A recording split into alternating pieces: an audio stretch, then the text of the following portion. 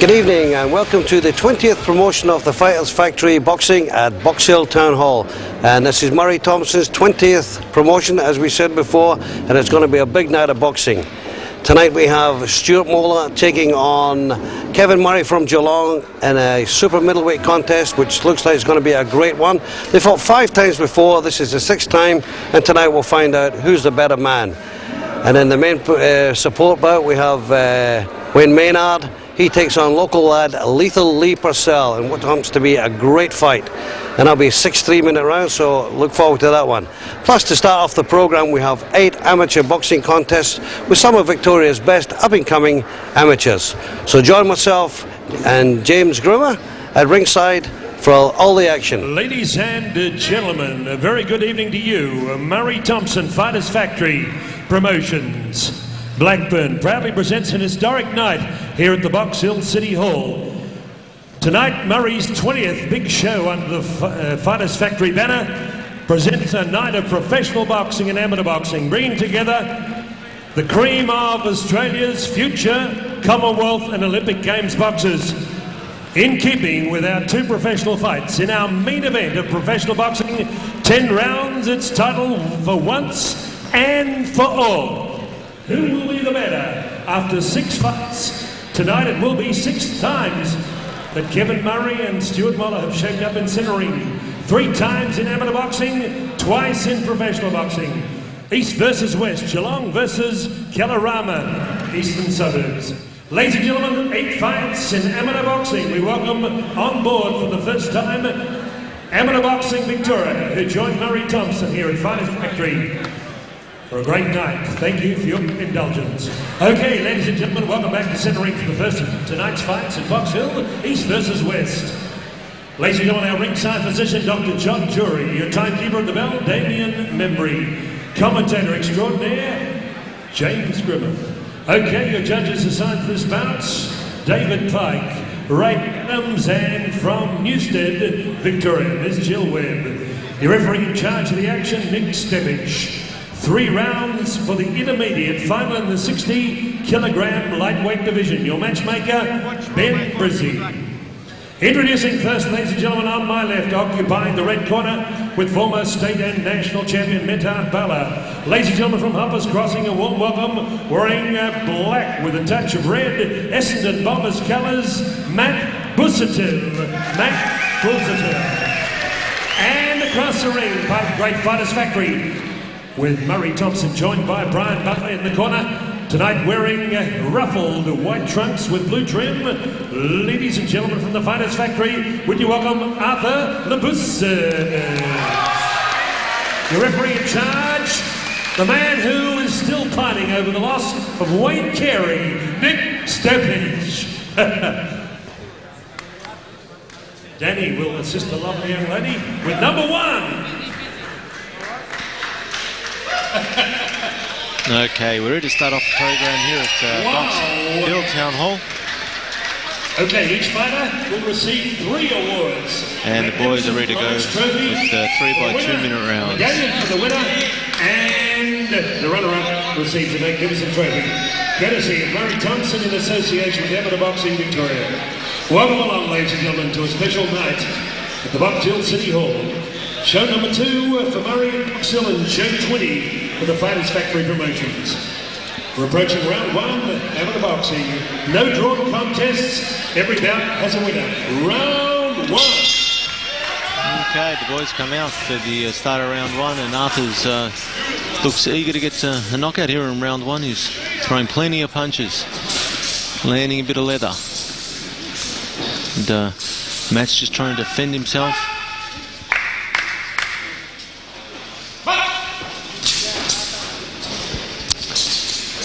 And not a bad left hook there by Arthur. Throwing plenty of punches. Of course, volume's the name of the game here in the amateurs. Ooh, big right hand. Matt should be just using that long range jab like he did there to keep Arthur at bay. Another good right hand by Arthur over the top.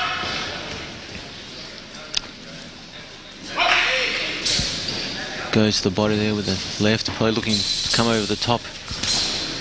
The left hook, but he's just standing there at the moment and taking the punches by Matt. Both the boys working hard to work towards that Victorian title.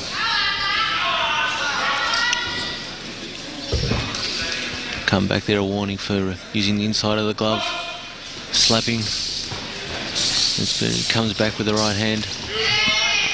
Arthur trying to keep the pressure on the taller Matt.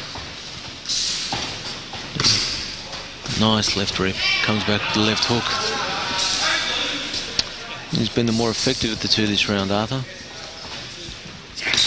Comes back with the left to the body. He's been looking for that left to the body, then coming over the top with the right hand. And he's going to have to work there if he's standing in front of. He's going to stand in front of Matt. Referee gives Arthur another warning, but he's putting the pressure on. He's working hard here in round one, trying to get the points. Throwing a lot of punches. Matt looks content to look for the openings and not do himself out in the first round. Nice right uppercut, comes back, right hand. What an action-packed round. Good first round, plenty of action there. Amateur Boxing Victoria joining Murray Thompson, Finest Factory, for our first amateur contest. Matt Bussutill working the red corner, Arthur Lebessis in the blue. And that's still that's Jackie O. Miss Jackie O. Laurie Sands is coming up to present 3 awards after this fight. Thank you, Laurie Sands, not Dave Sands, Russell Sands, but Laurie Sands. Thank you, Paul Lawrence, for your great work. Danny Evans, thank you, staff. Arthur looks a little tighter of the two at the end of round one. He has been the one working the harder. Seconds out. Matt is a little bit more composed. Has been pacing himself more. The second of 3 rounds. Referee just making sure that the cornermen around the ring. Now Matt starts a bit quicker in round 2. Arthur's getting a warning for using the inside of the glove. Amateur referees do tend to be a lot stricter on those sort of things. Arthur digs to the body with the left, but he copped the left in return. Oh, Matt throwing wild punches now. He's landing a bit more in the second round. Referee comes in, using the heads a bit there, the boys. So referee pulls them up a little bit on it.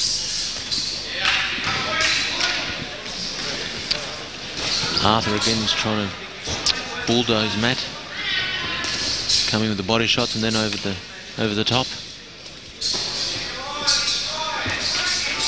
Both the boys look a little bit tired here in the second round after a furious first round. Seem to be more picking their shots here. Arthur's got a second warning there for pushing. Jabs, he comes back with the right hand. Oh, Matt's swinging to the left and the right. He's going to have to keep his hands up. Careful not to walk into those roundhouse punches. Oh, he comes back with some good punches of his own there, Arthur. Digs to the body again. Comes back with a left hook over the top.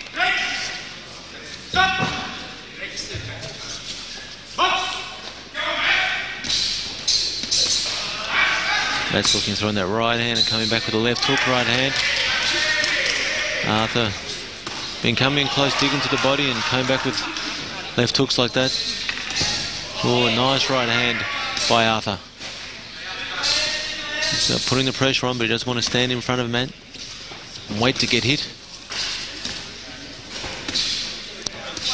Digs to the body well, comes back with a left hook. Seems to be the order of the day there. Sean Murray would like to see Arthur ducking a bit when he's standing in front of Matt.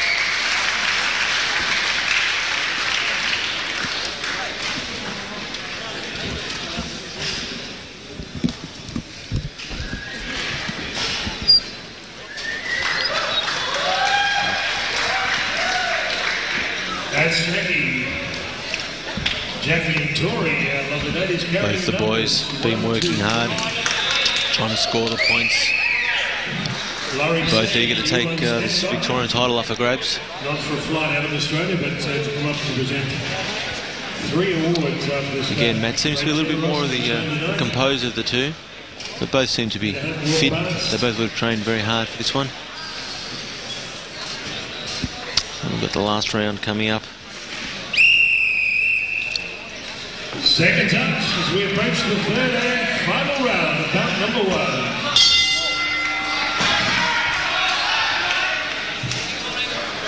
And start the third round. Both will be pushing the issue to persuade the judges. Arthur again, some big punches. He's got a second warning for hitting with the inside of the glove. And he's eager to force the issue here, force the action. Oh, nice right hand. Arthur would want to move a little bit more and go under those haymakers that Matt seems to be content on throwing. Again, he's warning for the third time, and that's resulted in a point being taken away for hitting with the inside of the glove. Matt sticking to the body. As is Arthur coming back now. He's working hard to take this points decision. Oh, nice left hook over the top. Digging to the body and then coming back with the left hook. Both working hard here. Both working very hard. Oh, nice right hand by Matt. Arthur's going to the body. Probably look for the left hook over the top again. Yes, landed that one.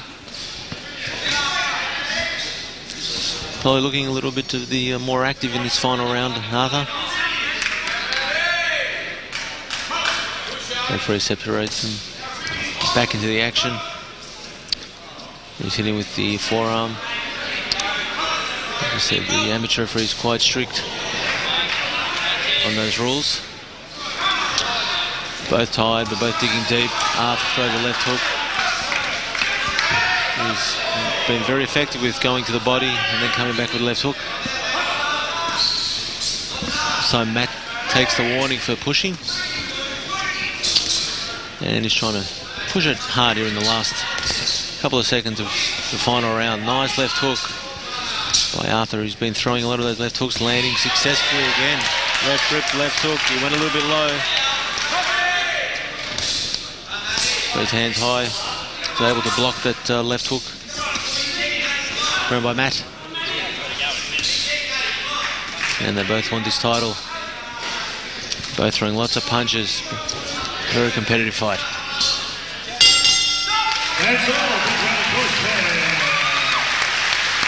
Entertaining fight to start off the program here.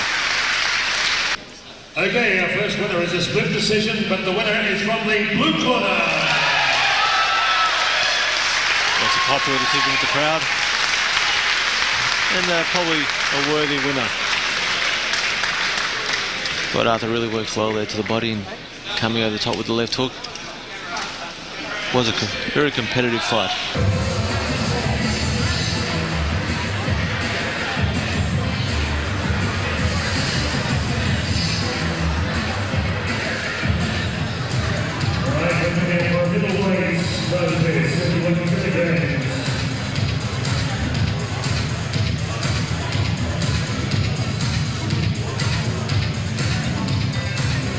Okay, this is a beautiful effective incident of boxing. Your referee will be very strong with the fighters. Some other boxers, the referee pull them up for exhibitions. And also the separate drawn contest. And the 20-point mass system applies. 20 points when a fighter is being outclassed. The referee will hear the bell and call the contest off. Because the point discrepancy is too large.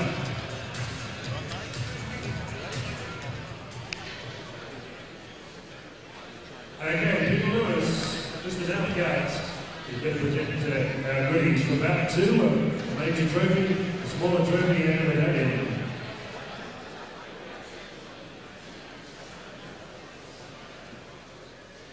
Tory, okay. Tory, you going number 1 around?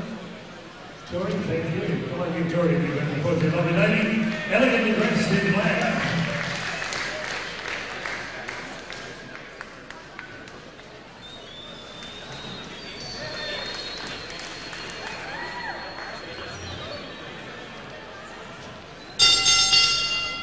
Okay, we'll come to bout number 2, 61 kilograms or middleweight division. Introducing first, trained by Leigh, tonight we'll love player, and to have him back, Stewart in the corner. From the Reservoir Gymnasium, ladies and gentlemen, we welcome Damian Oates. Damian Oates, running the red one, wearing color and across the ring, trained by John Thompson. Okay, not Jack Thompson, but John Thompson of the Alpha Boxing Department. Wearing blue with a touch of white. What a great name he has for boxing. His name is Tyson Powell. Tyson Powell, welcome blue brother. Mr. Ray Adams is your referee in charge of the action. Well, James Grimmer, this looks like it's going to be a good fight here. Tyson Powell would want to be able to fight with a name like that, wouldn't he? Yeah, I'd like to tell Leigh stop talking for a while, but do me fine. I can hear myself thinking. Yeah, Damian Oates in the red corner against Tyson Powell in the blue. And if he lives up to anything the name of the other Tyson, he could be all right. Southpaw from the blue corner. Tyson Powell. This is Damian Oates from Glenroy. Damian's flicking the jab out, looking for the 1-2. Yeah, he doesn't look like the Southpaw stance is worrying him too much, James.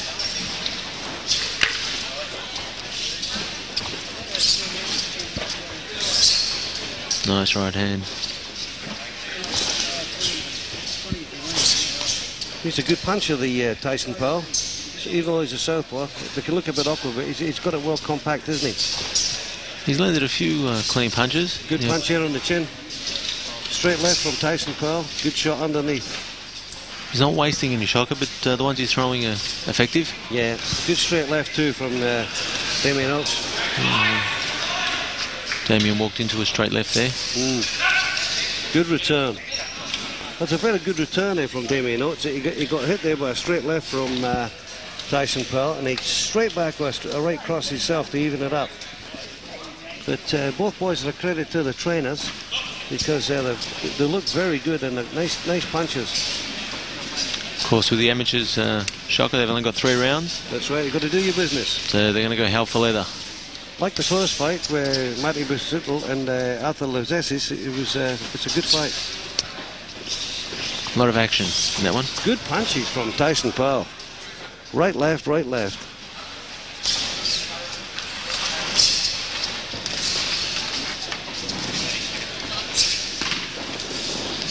Damian Oates in the red, he's from Glenroy. He's got good hands too. Both boys have got good hands, haven't they, James? Yeah, they're both working well. Damian's a little bit more of the orthodox of the two. Oh, good right hook there too from Tyson Powell. Southpaw in the blue, from the blue corner. Very good round there, and what do you think yourself, James?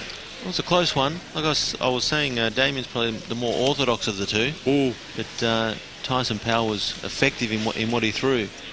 I think Tyson Powell probably shaded that. Busier puncher, and it looked very good. Ringside balladeer Brian Young's with us tonight. Brian's going to do some scoring for us. Brian, how did you see that round? Who do you think won that round?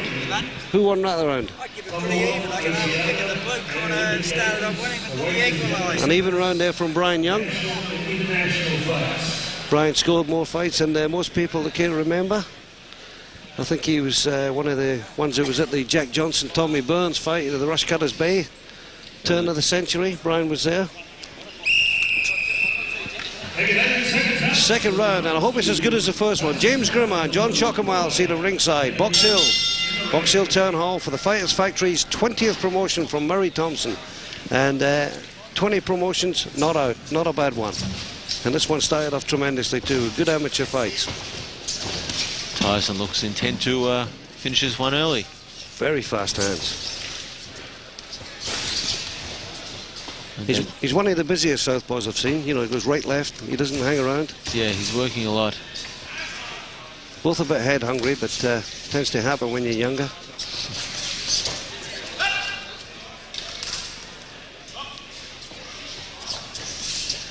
Damian Oates in the red.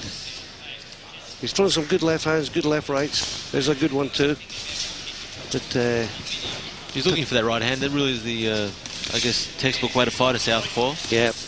Look for the right hand. Come over the top. The good thing I like about Damian Oates in the red from Glenroy is he's not letting the southpaw stance unduly worry him. A lot of boys can. He's fighting his normal fight. Yeah. Seems to be looking for that straight left and the right hand over the top. Yeah. And he's not too phased with anything that really. Well, the trick they always say is to throw more rights than you normally would when you fight a southpaw because it's a bit open there. He's thrown too many now. Tyson Powell in the blue having a bit of a breather. I think Damian's now starting to be more the aggressor in the fight. Well, he probably would have been told in the corner that he's a little bit behind. Good thing to tell boys as well, you know. Good shots there again from Damian Oates. Red corner from Glenroy. Bit wild there with the right uppercut shocker. Very wild. Yeah, good shot there from Tyson Powell in the blue. From Leafy Eltham.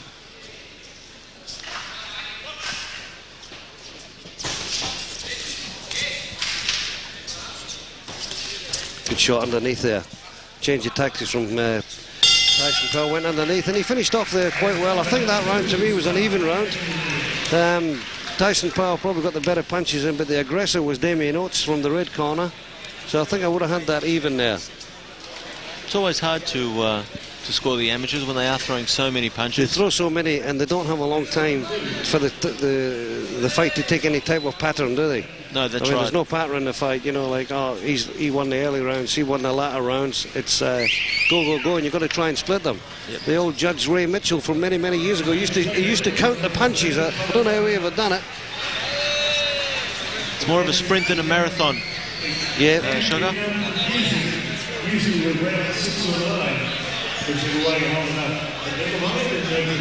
But that Damian Powell, quite happy with him. He's in good form, you know. I mean, for a southpaw amateur. He's effective. He's effective with the punches. Very effective, and his punches are compact. But on the other hand, Damian Oates, you know, he's got good defence, and he's not, as I said, he's not letting the southpaw stance worry him too much. And he did land that 1-2 quite a few times in that second round. Yep. Both the boys look pretty well composed, not too shaken up by the pace. Damian Oates in a good exchange here, left, right, but a good right hook there from Tyson Powell in the blue trunks. Oh, good shots from both boys. This is toe-to-toe stuff here. Bang. Underneath there from Powell and over the top. A little cut over. Oh, good shot there from Damian Oates. But both boys landing at the same time. Oh, good shot. Like a good right cross there from Damian Oates. The thing I like about Damian Shocker is that he gets hit and he doesn't get phased. He comes back with a 1-2 straight away. Yeah. Whereas you see a lot of fighters will get stopped by punches and then go into a shell. But Damian seems to get hit straight away, counters straight away. Both boys have taken no prisoners. Good shot there from Powell. Good right-left combination. They're both keen. Oh, these guys are well matched. This is a good fight. Credit to both trainers. Boys are in excellent condition, tip-top condition. Credit to the sport, these boys. Uppercut. Oh, good shots here from Damian Oates. Powell couldn't get out the way of these long hands. Underneath, right top. Good shot from Powell on the chin. Oh, good job. Both exchanging here. This is toe-to-toe. Good stuff. I think Damian seems to be finishing the stronger of the two. Yes, he is. I mean, he's taking it right up. Good shots again. Both boys just having a go at each other.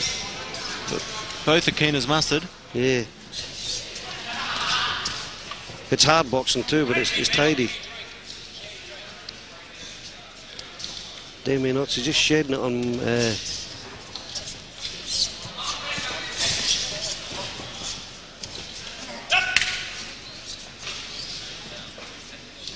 The referee hasn't too much to do. It's unusual for amateur refs. Yeah, they're both willing to mix. Yeah, they aren't tying each other up or hiding. Oh, good fight. Well done, both boys. Good show. That was a very good contest. Split decision, and the winner is from the red corner. Yes, a split decision, though. Somebody must have, like us here, we thought it was, but it was a good fight, and congratulations to both fighters and both trainers. Fantastic. A lot to be heard still from Tyson, Powell, from Eltham, and from Glenroy, Damian Oates, from the Karachi boxing gym, Leon Karachi. Good trainer, looks after his boys. But well done, and we're looking forward to the next one, which is Scott Pilson and Clint Johnson.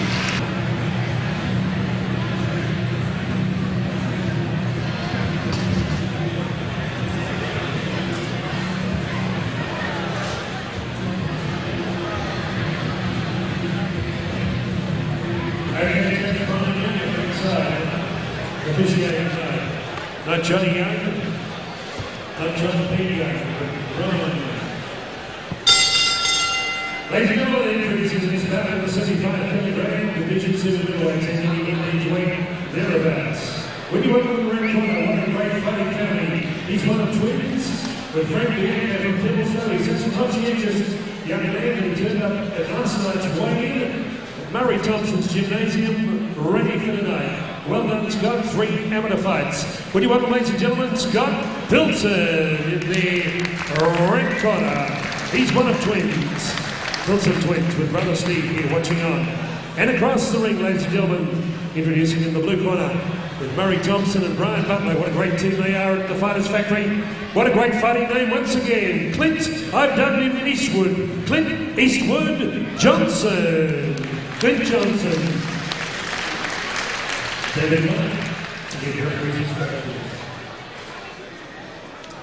Johnson, not Clint Johnson, but Tom Johnson, presenting Lebessis. Champion partners in that, or Purcell, from the original brothers of the Paco.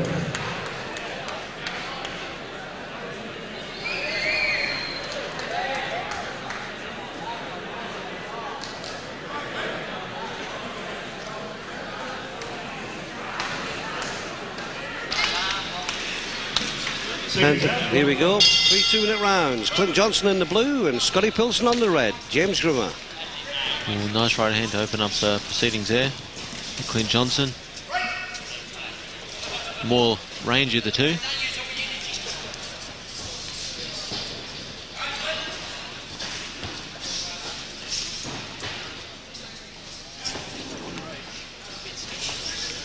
Good reach from Clint Johnson, isn't he? Ooh, big yeah. long puncher. Good right cross over the top from Johnson. He seems to be working that long left hand and right hand like he's there. He's reaching with the right hand a little bit too much, but he's throwing it. Oh, good shot in the chin there. Pilson had his chin up a little bit. Actually, it's quite a contradiction, actually, because Clint Johnson looks a hell of a lot like Frankie Bianco, the trainer of Scotty Pilson. He was a long screen bull, and you could hardly hit him with big long hands. You'd actually think Bianco was training him. Scotty Pilson in the red from Templestowe. I think Scotty's a little frustrated by the size and the reach. Oh, he can get underneath. There's plenty of room underneath. Throwing his hands from too far away, Pilson. But he saw the space underneath, but he's got to go in there a bit closer. Keep his head down. Because that was a good right cross there from Clint Johnson. He's right on top. Peekaboo style. Both hands over the chin from Clint Johnson. Pushing Pilson around the ring a bit at the moment. Pilson's quite open for that over the top right, isn't he, James? He is. He's been hit with it a couple of times. But he's taking a more defensive posture. I think he's going to have to come out of his shell a bit. Special comments here tonight from James Grimmer, former heavyweight champion of the world. His world, my world.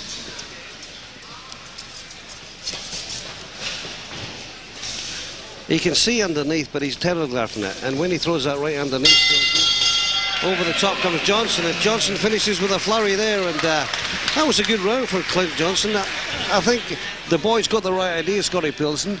He's trying to go underneath, but he's telegraphing it. And when he goes underneath, Johnson's coming right over the top with the right hand.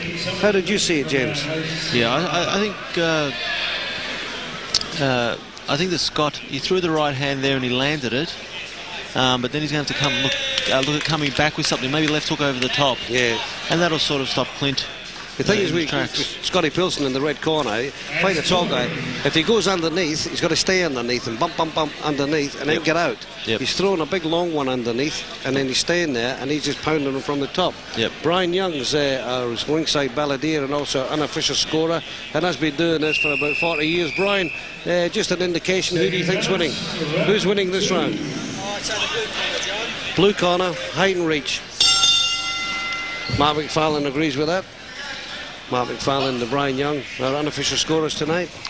I think Scott will have to mount some offense in this round. Yeah, he's got to get underneath and he's got to cover up because he's very susceptible to the right over the top from the blue corner, Cliffy Johnson. He's trying to come in there with the right hand. Do you know who Cliffy Johnson's father was?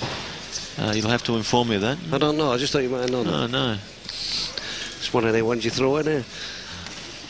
Oh, good cross there, a right cross there from Cliffy Johnson on the left cross.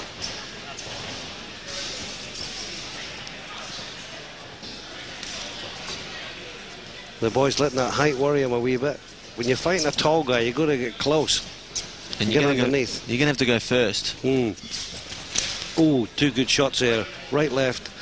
Square on the button there off Scotty Pilson. On the back move all the time, Pilson. If you just slip underneath. When he goes underneath, he's got his head still up in the air, you know, and he's in the other, and Johnson in the blue corner is taking advantage. Good shot from both boys, actually. He got a right cross in there, but I think Scotty Pilson will be on the receiving end here. Some smashing right crosses from Cliffy Johnson. He did throw a 1-2 there to the body, which was just throwing the one punch before Shocker. He's putting two together. But he's coming out. He should stay in there, because if he comes out, I mean, Cliffy Johnson can't punch down the way. That's at Clint's advantage at the distance. Yeah. If he gets underneath, he's got to stick like clay to a blanket. And the best place to do that is when he gets to the corners, to turn him round and stay underneath. But he looks well-handed. He looks very experienced, Cliff Johnson, doesn't he? I mean, he seems to be handling it at the distance, in close. He seems to be having the best of it everywhere. Well, he's super fit because he's too fit for his own good. He's rushing these things a little bit. But another good round there for Cliff Johnson with a good array of punches, and you'd have to say that he's well in front with this round. What do you think, James? Yeah, is there definitely anything that Scotty Pilson, trained by Frankie Bianco, can do here in the right corner to change this? Can he turn it around? I don't think so. Know what he's doing at the moment. He's being, like I said, more defensive than offensive.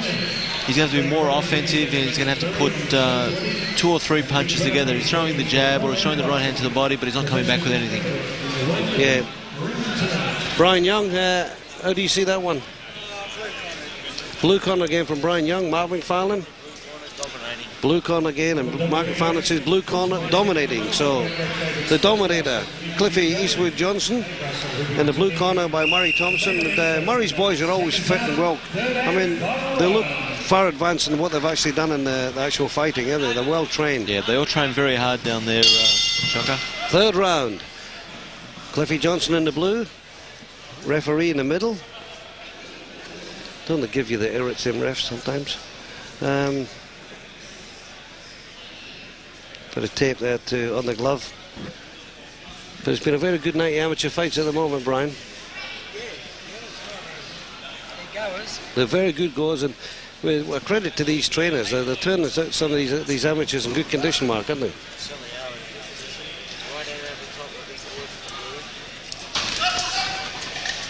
Stopped again.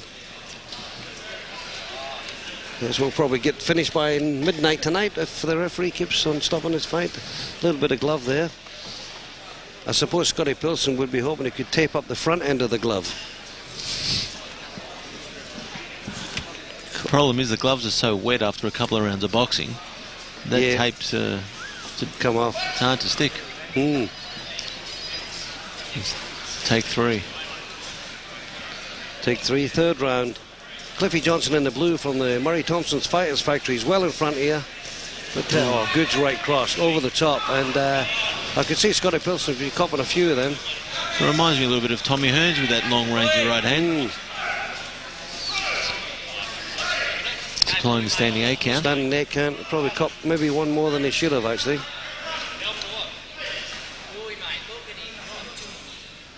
Scotty Pilson's twin brothers in the corner. He maybe jump in there. Good right cross again from Cliffy Johnson. Pilson trying to fight back as best he can. You can see him lying on that right hand mile away.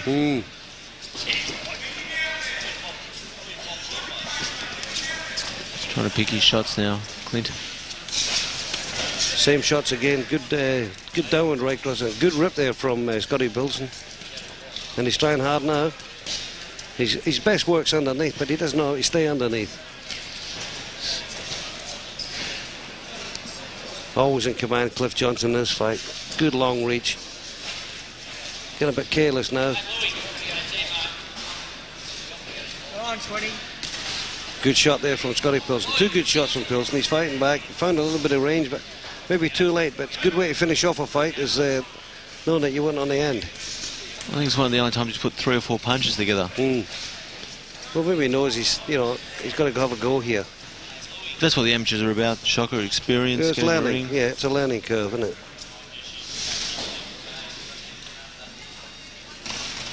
Sure, Scott will have a look at this video and see where he made mistakes. There you'll have a good look at this, and he'll come back and get better. Frankie Bianco will make sure he's fit. But I think Cliffy Johnson from the blue corner, the Fighters Factory, fit, well versed, know what he had to do before he got in the ring. Threw a great array of punches, straight lefts, overhand rights, and that's what got him home. Always in command, James. What do you think? Yep, definitely. And I think he dominated wherever the action was, whether it was in close or it was at a range. Ladies and gentlemen, we got the scorecards.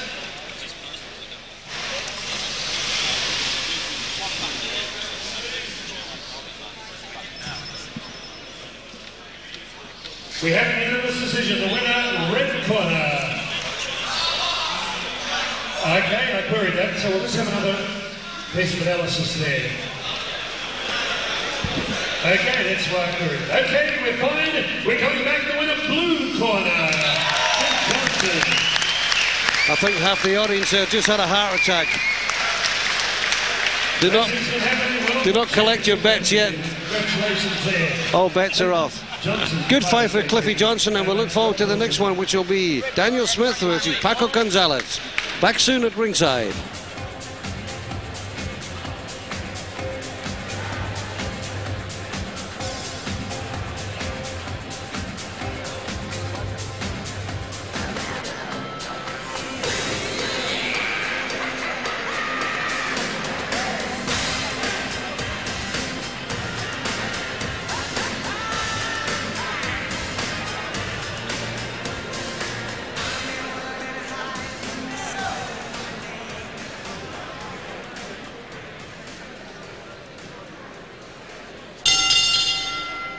Ladies and gentlemen, bout number 4. It's a novice final in the super middleweight division. Would you welcome first in the red corner? He's come all the way from Trafalgar in Gippsland, driven up the highway. Ladies and gentlemen, give him a warm welcome with a great boxing name, many great champions under this name. The most common name, wearing red trunks with white trim, Daniel Smith. Daniel Smith from Trafalgar Boxing Club. And across the ring, trained by Maynard Bala, former state champion, the Bala family from Hubbard's Crossing. This young man's crossed the world to be here tonight, wearing, is it royal blue or black trunks, from Colombia. Would you welcome Paco Gonzales.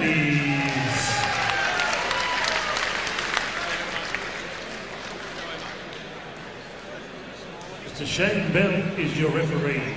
3 rounds of boxing at stake is a novice final in the semi-final. Well, James, we're up to some of the bigger boys now, and making the long trip from Trafalgar is Daniel Smith with Ray Harris in the corner, in the red corner, and in the blue corner, Maynard Bala, who was a good little fighter in his day. He's got Paco Gonzales in the blue trunks from Hoppers Crossing. Via Colombia. Via Colombia. We've all been via Colombia at one stage of our lives. And the big fella from Trafalgar in the red opens up. Not being too shy about things. Yeah, Big Daniel's coming for a blue, and he's got it. Yeah, a bit of novice standish, isn't he? But yeah, this is a novice final at 75. Yeah. Daniel Smith from Trafalgar, red pants, up on the red corner. And in the blue, Paco Gonzales. Both boys a little bit clumsy. It's not unusual to see the novices, Shocker, go flat out for one round and then peg back. Too much left, yeah. Well, this is 3-2s. Gonzales landed a couple of good shots there. They're both eager. Gonzales trained by Maynard from Hoppers Crossing. Daniel Smith missed a big James Grimmer left hook there. Good shot from Gonzales underneath. Smith wobbling about. Well, there's no way to go southpaw or orthodox here, but Gonzales keeping the pressure up. Gonzales in the blue. Referee stopped. And Daniel Smith pulled up for holding. Smith from the red, from Trafalgar. There's wrestling going on there, isn't there? Gonzales is trying to come under. Good shot, Gonzales. He went underneath over the top.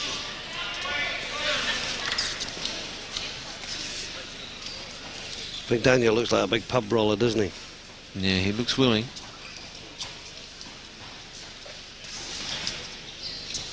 Long right hand there from Gonzales. Oh, a couple of good punches there from Daniel. Smith in the red. Gonzales in the blue. Not a bad round there from Gonzales. Daniel took a little bit of time to get his distance in, but once he got it in there, he was all right. You know, he got a little bit of things going for him. He threw it. What do you think about that one? Yeah, it was a close first round. They were both willing. Plenty of action. Daniel threw the sneaky left hook where he sort of bent over slightly to the right and then come over the top with the left. I thought it landed a few times. Yes, I think, Brian, who do you think won that one? Bit even? Brian Smith, the ring balladeer, gives us an even round to go with. You liked what you saw, Shogo? Good round? Yeah, great round. I mean, it's a bit. I mean, the boys are awkward, and you've got to give them a bit of time. They're coming on, but I mean, Gonzales is trying to put punches together, and Big Daniel Smith in the red, he's trying to work him out. Seconds out, round 2. Daniel Smith and Paco Gonzales. Here we go. Might have been more of the aggressive. Yes, Brian Smith said that Daniel Smith from Trafalgar might have been the aggressor. Let's see how they shape up for round 2. Gonzales in the blue from Hoppers Crossing, and all the way from Trafalgar. Big Danny Smith. And now they're going now. Gonzales stunk a few right hands there. Time, gentlemen, please, they said.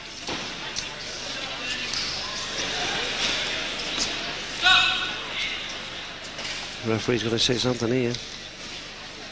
I didn't see the holding of the back of the head, but who knows? They really get pedantic in the amateurs. Oh, very much so. But I think it's a good way to start off. If you can start off, you know, keeping everything a bit above board and clean. Yep, keep it clean. If you let them go too early, by the time we get to the old pro stage like we were, we'd be headbutting each other.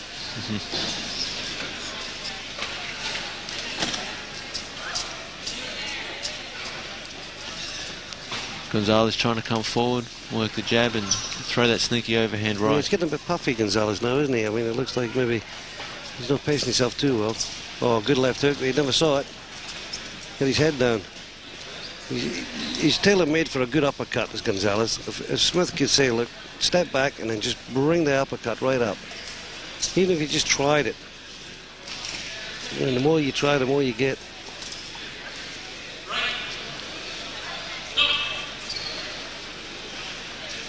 Just a warning for pushing. First warning for Daniel Smith. Yep.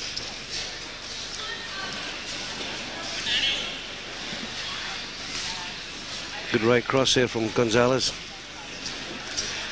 I boxed a guy called Gonzales once. He was a Mexican. I think they're all called Gonzales over there. It's like Smith. And he's fighting a Smith. Uncanny, isn't it? Yeah, Gonzales and a Smith. There must be the two most common names on either side of the continent. Well, that one was hard to split there because they were both doing as much as each other. I mean, I would hate to pick anybody there, but I maybe say Daniel poked his nose in front there for the first time. Yeah, I think he landed a few of the cleaner punches. But both of them are being offensive and ignoring defence.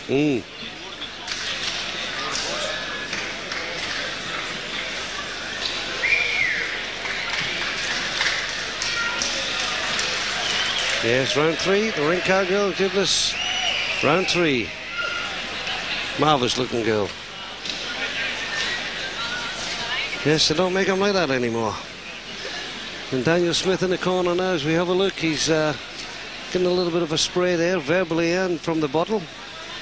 And Matet Bala, he'd be quite happy with the way Gonzales is going along. Well, I think whoever wins this one is going to be the decider.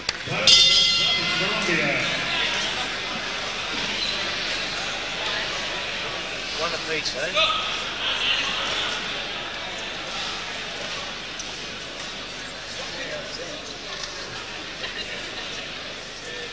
Referee wanting a little bit more redress, something loose at the back.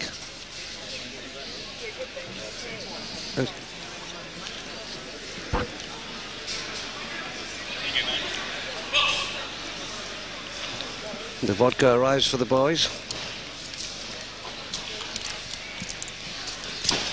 Oh, Gonzales reaching with a big right cross there. Oh, he's hitting them with some good shots, Gonzales. I think he was saving up for the last round. Daniel's got 3 good ones so far, and it's early bells.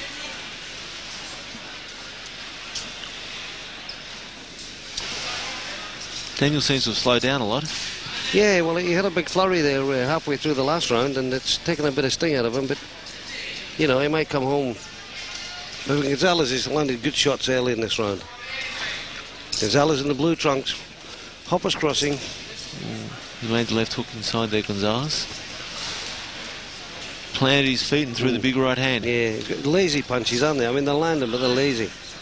He should be able to counter punch quickly on a lazy puncher. We'll give these boys the benefit of the doubt. Novices. Oh, good hit there. Novice title at 75 kgs.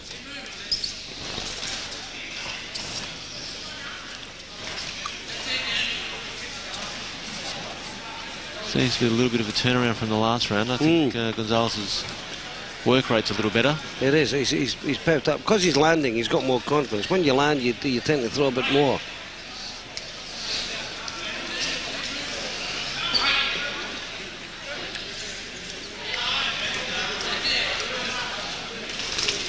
Oh, good shot there.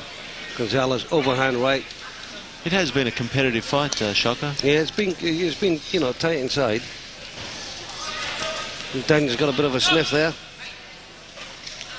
Neither boy's really willing to concede. No. All boys tonight have contested well.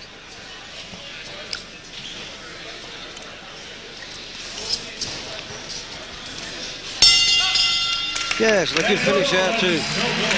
A couple of good tries there, good novice boys. Ladies and gentlemen, we go to the scorecard. 20-point mass system. The winner on a split decision comes from the blue corner. Yeah, blue corner. And the boys picked it right. Brian Young, Mark McFarlane, Shocker Miles. We picked it right. James Grimmer went for the red. But, I mean, there was a split decision. You weren't the only one, James. Next fight's going to be a good one, too. It's going to be Ben Crossingham, all the way from Canberra, and Matsumi Kawasaki from Blackburn. Look forward to this one. Back at ringside.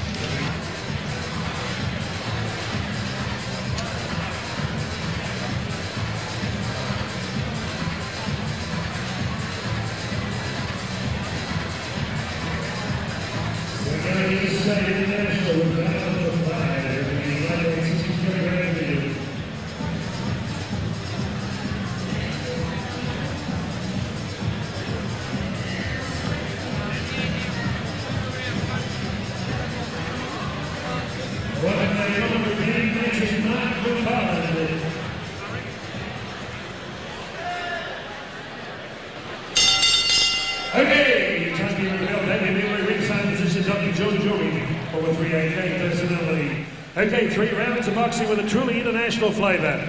Ladies and gentlemen, would you welcome in the red corner? He was a big favourite at the Calabria Club last time from the ACT Underground with Gary Hamilton, his mentor, part of a great team at the Australian Institute of Sport. 6 fights, 3 wins. Would you welcome back to Melbourne from Canberra, from the federal capital, Ben Crossingham. Ben Crossingham, appropriately wearing Collingwood colours of black and white. And across the ring, this young man came to Australia to study at Monash University. He's doing an arts degree from Osaka, Japan. When he joined Murray Thompson only a few months ago, he couldn't speak a word of English. Now he's very fluent with English. Linguist, coach from the finest factory, Murray Thompson. Would you welcome from Osaka, Japan, Matsumi Kawasaki, with Brian Butler waiting in the corner. So it's Japan versus Canberra. Here we go, 3 rounds of amateur boxing. Well, James, a very popular young man is Matsumi Kawasaki from Murray Thompson's Fighters Factory in Blackburn, and all the way from Canberra to make a fight of it is Ben Crossingham in the red corner. And let's hope he lives up to his expectations here. Here they go, round 1. Very tidy fire is Kawasaki. I'll be looking for Matsumi to be busy in this fight. Seen him train quite a bit at Murray Thompson's. Yeah. Crossingham's very high on his toes. I think he comes smacking in from a distance. Very flighty fighter, isn't he, Crossingham? Yeah, he's very accurate too with his punches.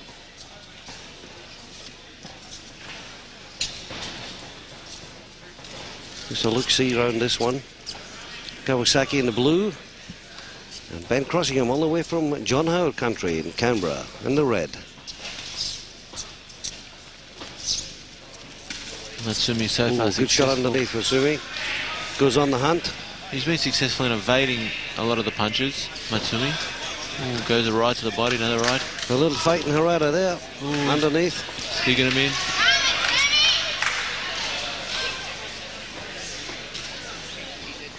Crossingham doesn't seem too phased out. He's moved around, he's using what he's got, he's using his legs and his reach. Kawasaki got a good shot over the top there from Kawasaki.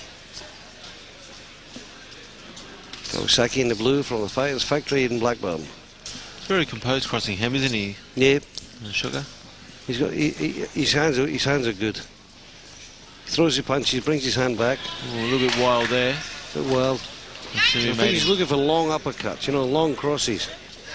He wants to take advantage of the range that he's got. Reach advantage. Flicks out the jab. Kawasaki stalking his man in the blue. Goes over the top, Kawasaki. Underneath. Jab from Crossingham. Not a bad round there. Both boys pretty lively, and you could say that Kawasaki might have got the points there for being the aggressor, but and the other fella maybe landed the cleaner punches. Before you make up your mind, Jimmy, I will whiz over to Brian Young and see his indication. Brian, what do you think happened in that round? He said Kawasaki from the blue was busier. Martin Fallon. Kawasaki again. I would have said the same, Kawasaki. What are you, James? Yeah, I'll make it unanimous, Shocker. Yeah, Kawasaki wins the first round. But it's a long way to go, and he looks very fit, Ben Crossingham from Canberra from the red. So I think we'll be looking here to a good contest once you start settling down a little bit. And if Kawasaki runs out of ideas, this fella's not short of them, Crossingham. Yep, I think I just saw Ben's corner there, time to look for the uppercut in close. Round 2. Crossingham in the red, Kawasaki in the blue.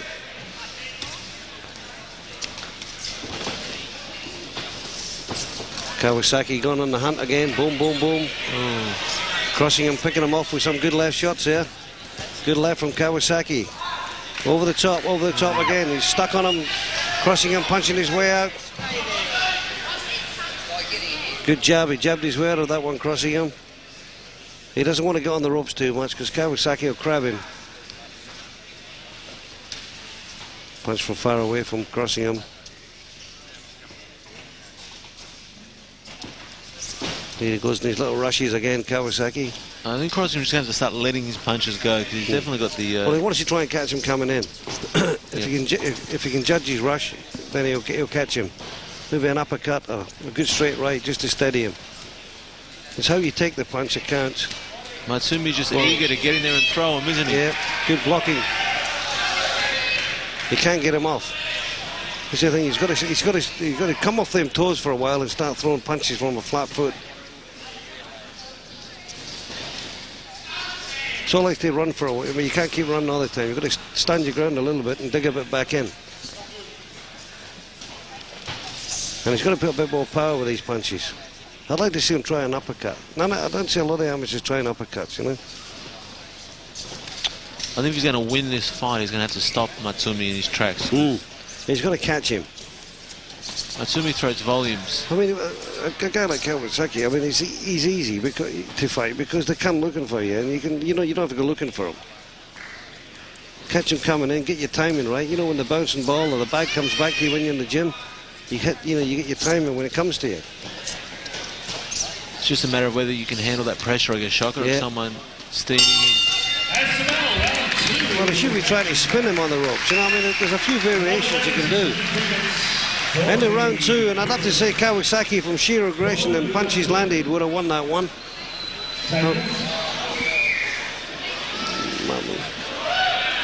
Blue again, Brian.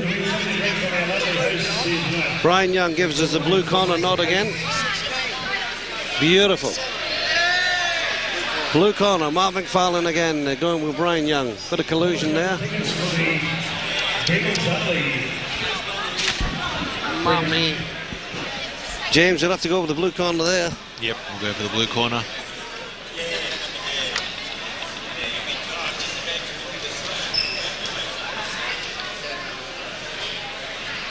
Yes, I think unless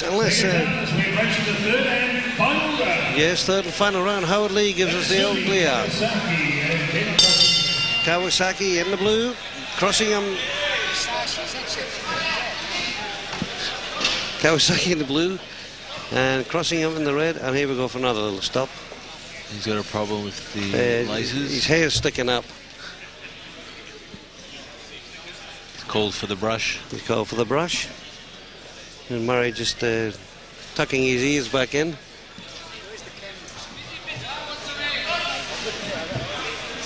Here they go.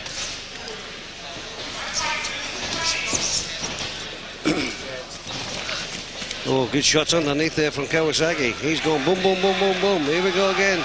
Pins him on the ropes. And Crossingham trying to fight his way off. Overhand right from Kawasaki again. Underneath Kawasaki. Crossingham, that's a good right cross from Crossingham. The first time he's caught him coming in. Matsumi landed a little. He's got to go snaps, you know, left, right, Crossingham to lay this fellow back in his track, but he's not doing it. He's caught the ropes. Even if he lands the 1 or 2 punches here, Shocker, he's just being outgunned with volume. Pure pressure from Kawasaki. Pins Crossingham on the ropes.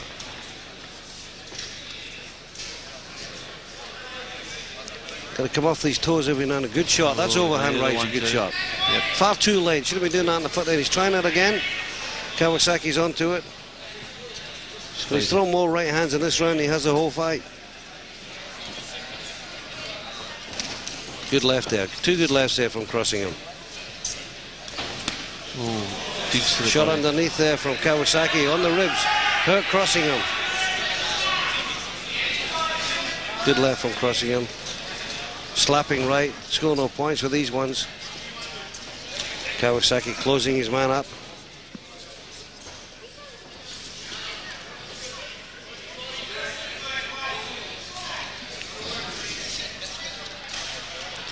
Lazy right over the top from Crossingham. He's got to step in with that right cross. He landed a good right hand there. It's there. I mean, all you got to do is step in with it. They'll always be the aggressor if you let them do it. And a good fight there. Kawasaki will be very happy with his efforts tonight. And so would Murray Thompson from the Fighters Factory. Ladies and gentlemen, it is the unanimous points winner. He comes from the blue corner, Matsumi. Good fight there. Kawasaki, usual Japanese embrace. And collects the winner's trophy and his chocolate medal. And the next fight will be going to be a very good one too. We got Hynes from Hoppers Crossing and Neil Hansen from Collingwood. And this is going to be a cracker actually, a really good fight at 64 kilos. Will join us very shortly for Hynes from Hoppers Crossing and Neil Hansen from Collingwood.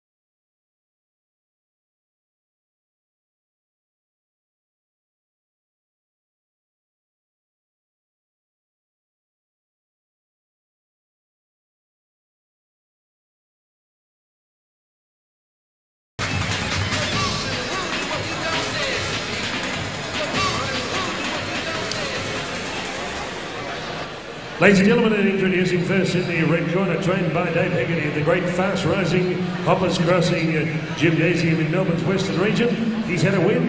Tonight coming in with total black trunks, would you welcome Chris Hynes. And across the ring with Bo Gearing, our Atlanta Olympian and great servant of amateur boxing for 55 years, joining Kel Bryant from the Collingwood Boxing Club, wearing total black trunks as well. 2 win, 2 bouts, 1 win. Would you welcome Neil Hansen. Hansen and Hynes. Referee's instructions. Aaron Kelly, Professor Kelly, will present the goodies after bout 6. Well, James, this looks like it's going to be another classic fight at the 64 kilo. Hynes there in the blue from Hoppers Crossing and Neil Hansen from Kel Bryant's Collingwood gym. Both rangy boys. I like the stance of Neil Hansen.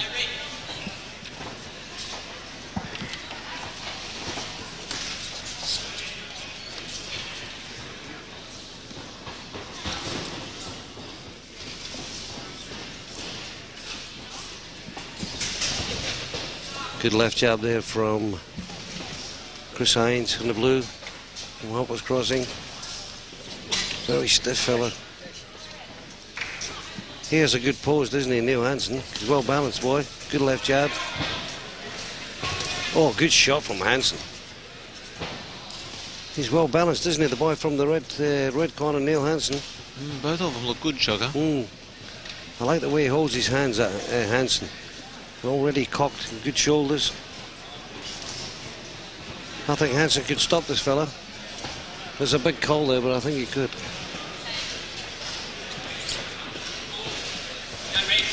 Oh, good shot there. That was a good reply there from Hynes. They traded right hand there. Very good movers, Hansen. Got his eyes on the prize. He's looking for a place to. Good shots from both boys there, but Hansen seemed to get the better one through. He fights back well, does Hynes. Overbalance there from the red corner. It's Neil Hansen.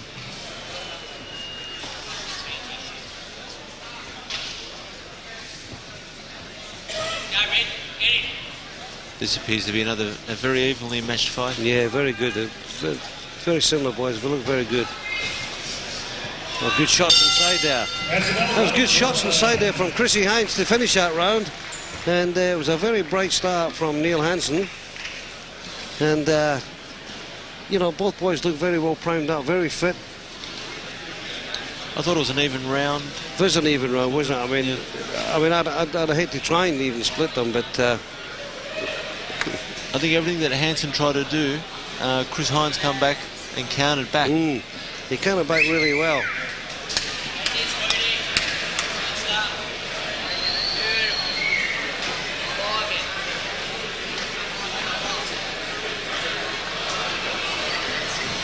Yes, a good round from both boys. They're well balanced, they're well matched, and it's a credit Murray Thompson picking this one.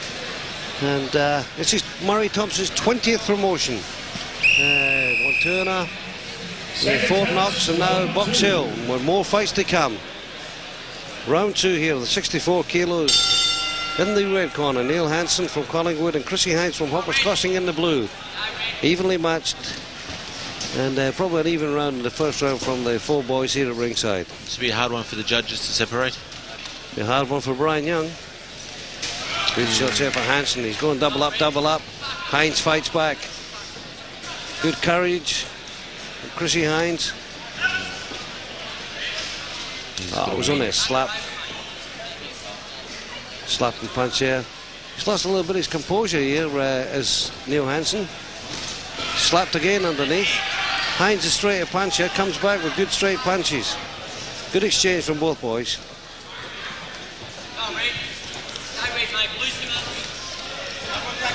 Good hit there from Hynes. Hynes has clawed his way back into this. He's a surprise, isn't he? Hansen tried to come under there with a couple of uppercuts to the body. Tried the right cross there, just rolled off the chip. Oh, good shot from Hynes. Crisp punches. Well, he's up on his toes, Chris Hynes. He's looking for better stuff now. He's getting home more. Good shot there, good counter punch. You wouldn't think he'd be able to counter punch because Hansen's got fast hands.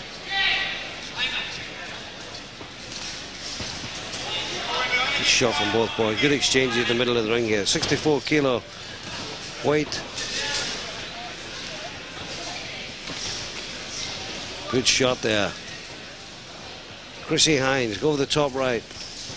Bit far away this one. Hansen tries the left right, the combination again. It's worked from before. Let's try a variation. That's a good variation. A little rip underneath.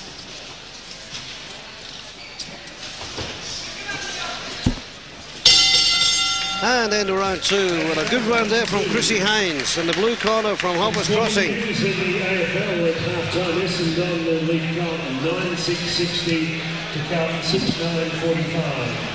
Essendon 9-6-60 lead Carlton 6-9-45. And I think you know he's come great into his fight here as Chrissy Hynes, isn't he? But the first round was a very close round. But the second round, I think Chris Hynes just edged him. Brian, do you think the blue corner or the red corner? Very close, close. He's gone for the blue corner, I think. Mark McFarlane, blue corner. Much clearer. Yeah, I think the blue corner. Ended that fight there, the 4 boys here ringside. Not by much though, Blue corner. This has probably been the closest fight of the night. Yeah. Second time, third and final round.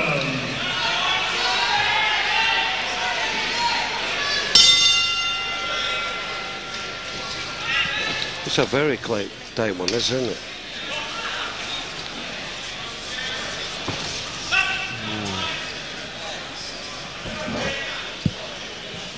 We've got a problem with a bit of water in the corner. Bit of water in the corner.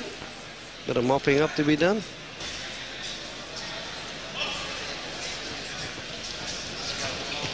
Chrissy Hynes in the blue had a good second round. Can he continue on with this? Can Hansen pull it back? Very even in the first round. Flurry of punches from both boys there. Left, right, left, right. Hansen opens up. Over the top, underneath. Good left hook there. A right cross from Hansen. Hansen's given everything here. He's pinned it back in his own corner. Oh, good shots. Over the top from Hynes. Hynes has hit him and hurt him. Both boys. Oh, good shots here. Chris Hynes came back like a cyclone there. Left, right to the top. Hansen looked a bit wobbly. He's fought his way back in. Settled down again. What an exchange that was. Hansen from too far away, swinging too far away. Hynes is going to try and pick him off when he comes in. Over the top, left hook from Hynes. Left, right, left. Great right cross there from Hynes. Over the top. Oh, great shot there from Hansen. Hansen fights back. Hynes fights back. No quarter ass, nothing given here. Good shot from Hansen over the top. He's coming in for another hit. Hynes picks him off. Stops him in his tracks. Hansen goes underneath. Good body shot over the top from Hynes. Hynes again over the top. He's reaching the head, okay.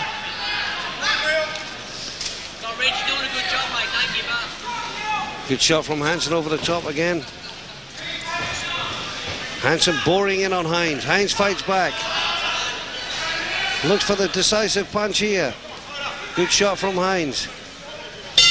Oh, there you go. What a great round of boxing there. Give the boys a hand there. Neil Hansen from the red corner and Chris Hynes in the blue. Very, very hard to pick the winner there.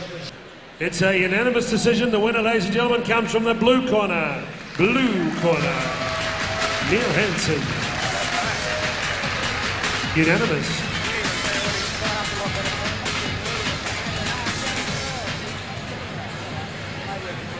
Okay, mate. You're in there.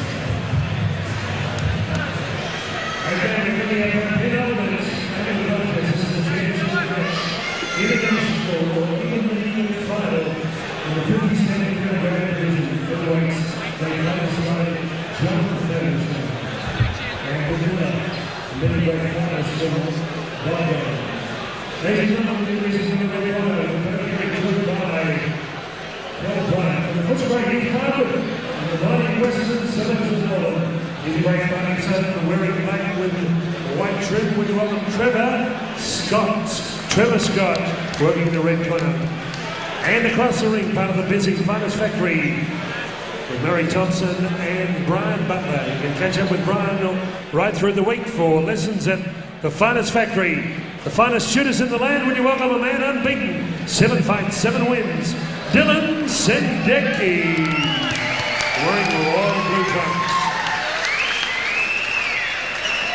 Your referee in charge, Mr. Shane Bell.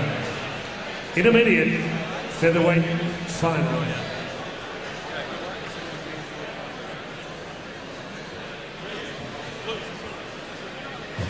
Well, James, this looks like it's going to be another cracker. Another one of Murray's boys. Round one. The red corner, Trevor Scott in the red corner.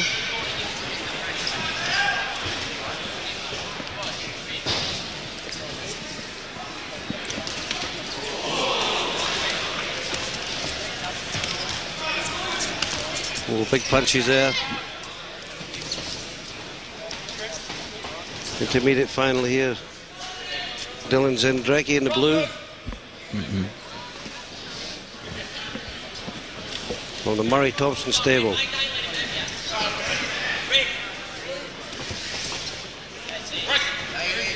Trevor Scott all the way from Footscray. Bull Gehring in the corner.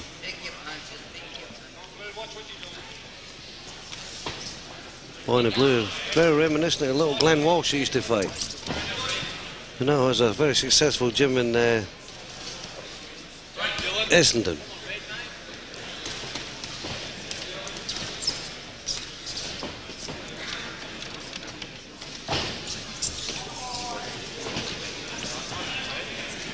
Come on, Ray. Stand up, give him away.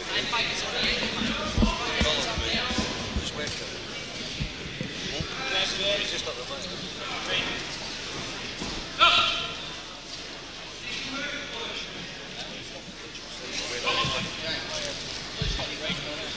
so I can eat the coffee food.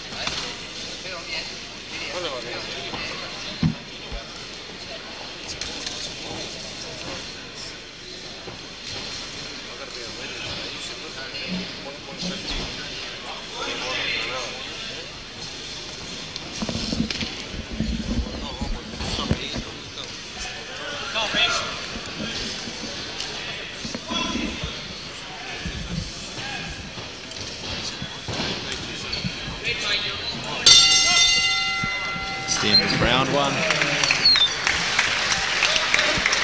Very good round there. Trevor Scott and this boy, they're making a fight about it, aren't they, Jimmy? Yep.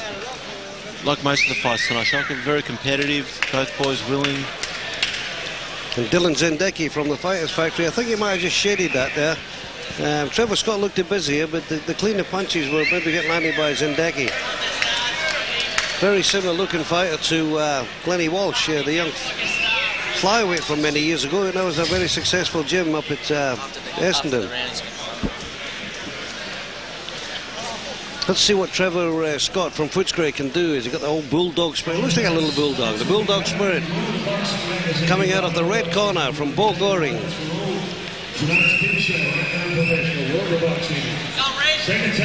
Murray Thompson's got a good record tonight, Shaka. Pardon? Murray's got a good record tonight. Yeah, he's done well tonight. But all his boys are superbly fit. I mean, that Fighters Factory is a credit to the actual boxing game. Oh, there goes the bulldog. I think it was more a case of him putting his head down and rushing in. I think yeah. He looks a tough little character, Trevor Scott. In the red, from Footscray in the red corner. Dylan's got a nice jab, he's just got to work on it more. Yeah. It does look much, he looks a bit light, but he's landed some solid punches as Dylan Sendeckyj. Good 1-2 there. There's not much of him, but he's landed quite well.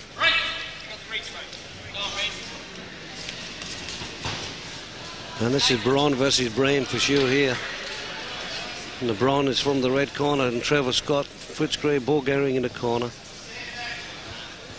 In the blue, we've got Dylan Sendeckyj from the Fighters Factory. Good shots there. A bit of bullocking going on there.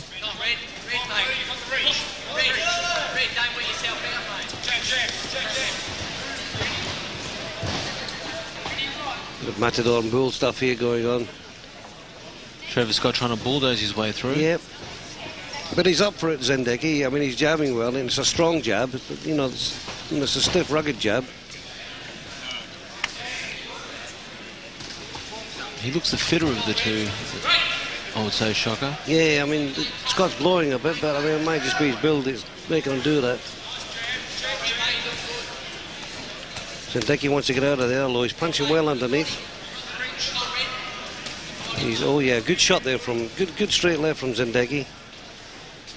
Puffing and blowing a bit is Scott. Oh, good left hook from Sendeckyj. Caught him coming in well. The tables have changed. He's now the aggressor. Yeah. Well done, Sendeckyj. Good left hook and uppercut. Good hands from Sendeckyj. He's applying the pressure now. Oh, good left hook. Feinted with a straight left and came across. Good right cross. Right back from Scott. Tremendous round. A very good round there from the blue corner and the Fighters Factory. Dylan Sendeckyj. And Trevor Scott, he was aggressive in the first round, but he's been put back and the fight's been taken off him. What do you think, Mark?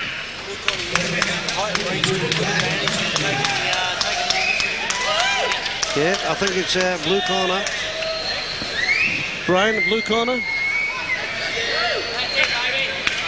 Don't be so enthusiastic. James. Yeah, I'll go for the blue corner in that round. Cleaner punch, yeah. Good boxing exhibition, actually. I think Dylan landed a left hook early in the round, and then he realised he could land it reasonably easy, and he got it off a couple of times. Mm. Well, Dylan Sendeckyj, to me, is he just maybe shaded it was hard to split him in the first round. The second round, Sendeckyj had a marvellous exhibition of boxing.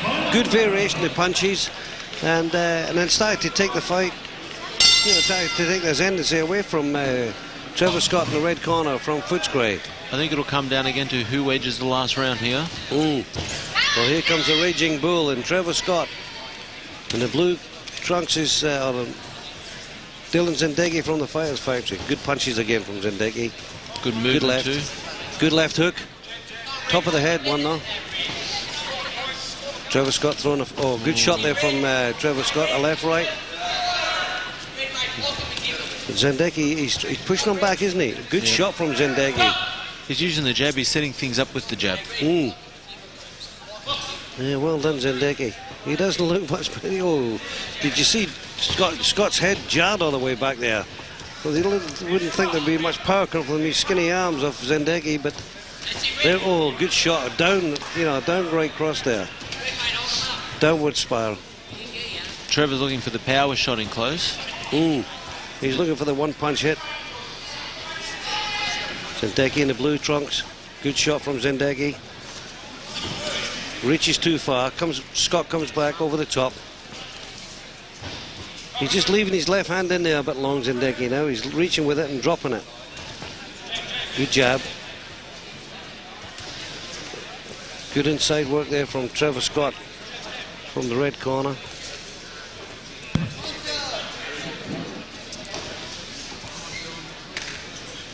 Sendeckyj had a very good second round, Sendeckyj. He's moving well, he's staying out of range. Oh, good exchange here from both fighters. They traded punches that time. Good shot from Sendeckyj over the top. Trevor Scott came back. Good shot underneath. Varied his punches.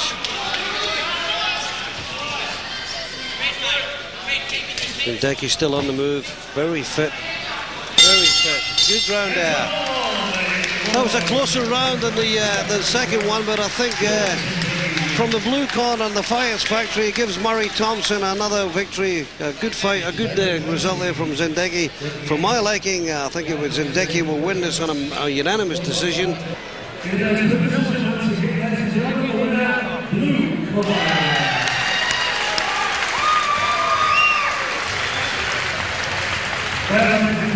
He was gallant, a split decision.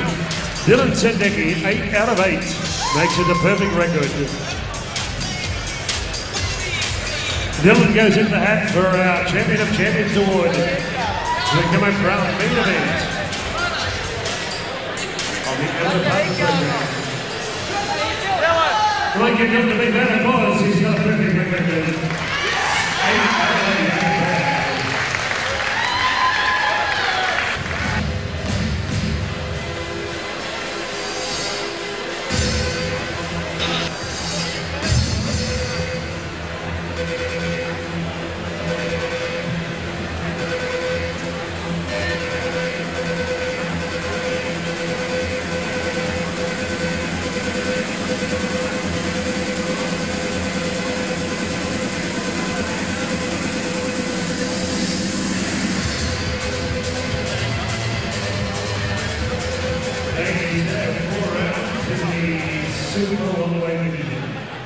Ladies and gentlemen, introducing first from the Australian Institute of Sport in Canberra. Last time out of the Calabria Club on a big card, the Brisbane card, 22 fights. He was the champion of champions. He turned in a brilliant exhibition to pick up 8 points in the final round. He's had 20 fights, 14 wins, wearing dark red and maroon colours with a touch of white piping. Would you welcome back to Melbourne from the ACT, Gerard O'Mani. With Gary Hamilton, his mentor. Across the ring in the blue corner, joining recently the Kel Bryant stable with Bo Geary winning the corner. He's originally from Queensland. He's at 18 fights in seniors and juniors. Very impressive so far since coming to Melbourne to base himself. Wearing total black fronts like Mike Tyson. Would you welcome Sean Bowes. Sean Bowes, 4 rounds. Amateur Boxing Victoria. Our grand finale, 8 big fights, 8 big winners. No drawn contests. Well, James, this looks a good one. You'd probably say this is the main event amateur fight, wouldn't you? Full 2-minute rounds, and in the red corner, Gerard O'Mani. I was just saying to Mark McFarlane, he looks so much like Paul Briggs with the great light heavyweight. And in the blue corner, we've got Sean Bowes from Collingwood. So this should be a good one. Both experienced amateurs. 4-2. 69 kilo class. Sean's a southpaw too, leading there with the right hand. Oh, geez, these boys are strong. Southpaw in the blue, Sean Bowes. Waving that right hand. Has he got a big left? Jared O'Mahony looks very experienced. And both boys look like they might just be waiting on the one big hit.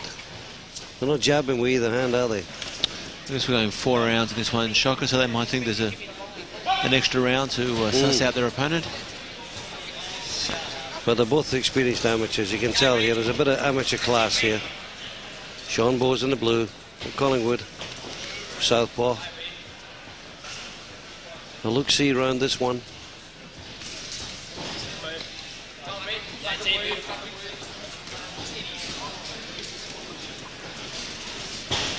Oh, good left hook there from Jared O'Mahony in the red.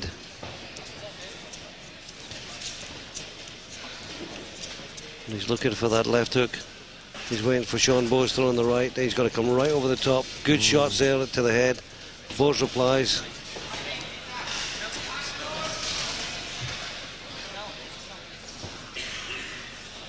Jared O'Mahony from Canberra in the red. Came a long way to prove his point. Good shot underneath from O'Mahony.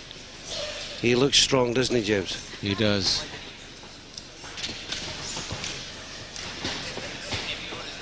There's not a lot of the actual punch in this. Oh, good shot there. Ooh. That's a good overhand right there from Jared O'Mahony in the red. Bowes bounced back. He can take a punch, Bowes. Good shot there from Bowes. That's a lovely right hand, that. And right inside, he stepped right inside with his right jab. He's slick with it, isn't he? He throws it out, moves well. He got it in there and he just jabbed it off, like a jab off a jab it was. A good round there from both boys. Very hard to split that one because, I mean, if I was counting on the punches landed, I would say that the Jared O'Mahony would be, the winner in that round because of the cleaner punches. But Bowes, I think there's better to come from Bowes, James. It was almost a filling out round, Shocker. Look-see round, as they call it.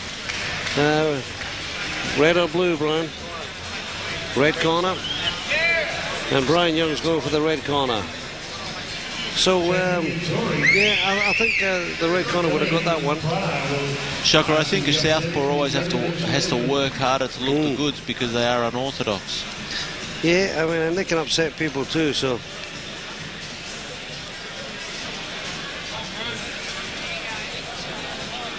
And Paul Gehrig just getting pep up top there in the blue corner to Sean Bowes. Sean Bowes in the blue corner from Collingwood. And in the red corner, Jared O'Mahony from Canberra. Good opening from Bowes. Oh, Bowes, I said there. Good opening from Sean Bowes. O'Mahony comes back. Good left. Oh, 2 good left hooks. Boom, boom, another one. 2 good left hooks. That was two left hooks off the one there. The ref called it a slap, the last one. Yes, well, how would he know? Both good, but these boys are good punchers. Nothing with good shot there. Oh, good shot again there, and back comes Bowes. They're picking up the pace here in this round. These are good amateurs. Quality fighters. Get out the way, ref.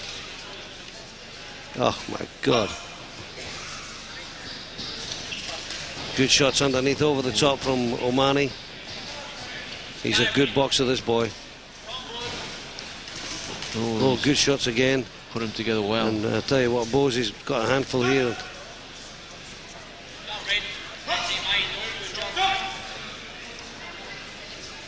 If he stops us anymore, I'm going to go off my head. Spoiling a good contest. Ooh, nice left hook. He's found the home for that left hook. Yeah, he's very fond of it because that's a good punch to go for a southpaw. A left hook or step inside with a straight left. But just like that, and over the top, they missed with the over the top. I think Bowes has got to start getting up a little bit now. Stamp a little bit of authority. Try and win a few points back here. Oh, good shot from O'Mahony. Pins Bowes on the ropes.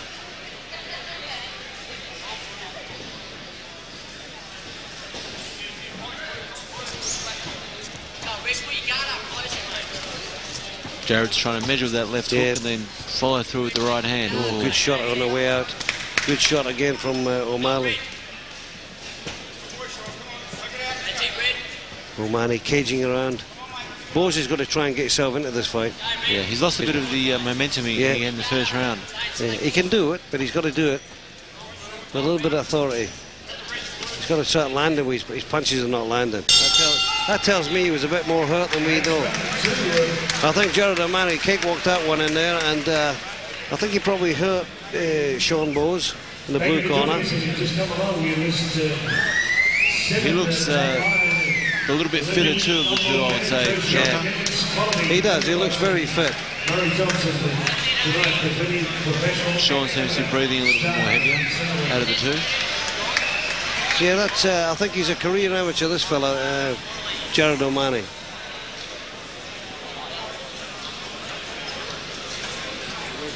Yeah, the red corner. Everybody's going for the red corner here. Mark O'Malley, Brian Young.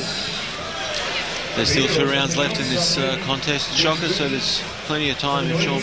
Yes, well, he's got to... I mean, that's the beauty of this. It's a 4 2-minute round contest at the 69 kilo class, and now, you know, in the corner you can say, well, look, you've got to do something now and win these rounds well.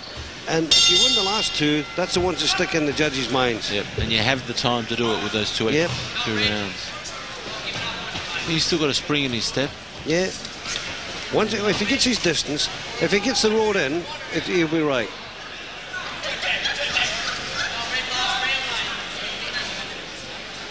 I think he's picking on the wrong man here, but anyway, that's a referee's proud of. He must have been knocked out by a southpaw when he was young.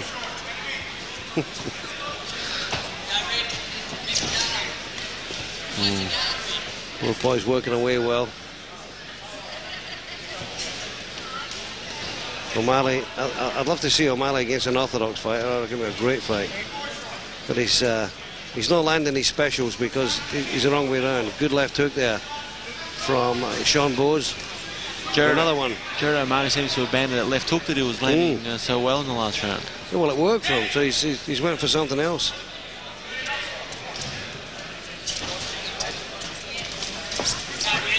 Oh, slip.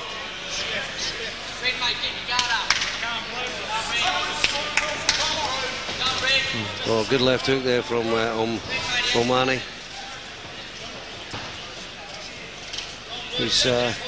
He's all dynamite, isn't he? He's got good power. He knows he's got power. He's landing with both punches, too, the left and the right.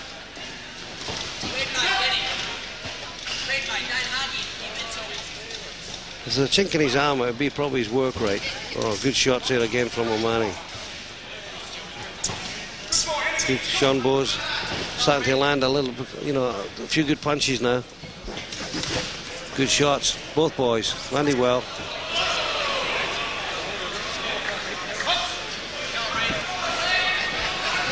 Yes, they'll be up in front of the tribunal for knocking out the umpire. Oh, good shots from both boys there. Oh. Sean would have to gain a bit of confidence from that little exchange. I think he would have done now. I mean, he's got that expression on his face that he looks like he's going to cry, doesn't he? Good exchange. I'll tell you what, that was a good punch from Bose. Right in the chin of O'Malley. Oh, geez. What a good left hand Bose has got there. No, he's got to get a bit of confidence there. Yep. I mean, I still think maybe O'Malley won that round, but I mean, some of the good punches were thrown by Bose there. He landed a few cheeky when he landed punches with that left hand, he landed well. I mean, that's a southpaw left hand, and it crashed right in the jaw. O'Malley there, standing up in the corner. Always a good sign. What do you think, Mark? I think blue corner won that last round. Good. Well, he's gone for the blue, which is good. It gives him a chance. So we're really waiting on this last round. And if Sean Bose can continue on the way he finished the 3rd round, you'd say O'Malley would be in for a little bit of trouble, and we're going to see maybe a split decision. But this is a round for Sean Bose. Maybe he is a slow starter. Maybe travelling 4-2s. I mean, it might only be one more round, but amateurs do get nervous.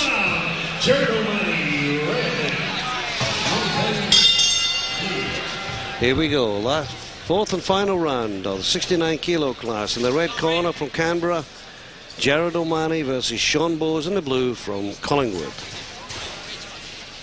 With O'Mahony taking a slight lead into this, or a lead into this fourth round. Sean, I think that Sean Bowes has got a good left hand. If he can, oh, good right hook. Somebody's walking Sean Bowes up. Good shot there from O'Mahony. Caught him on the way in.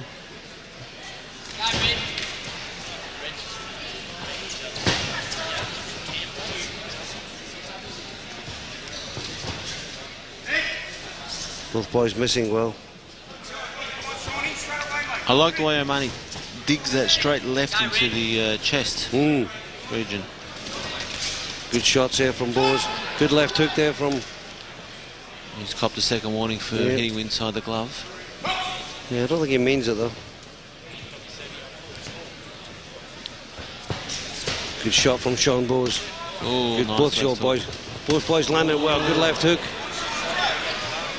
That was a good stinging left hook. That would have hurt the ear of Sean Bowes. And Sean Bowes is starting to dig his punches in now. He done that well. He landed a few punches and then circled away to the right, out of harm's way. Good shot there from Bowes. Good reply from O'Mahony.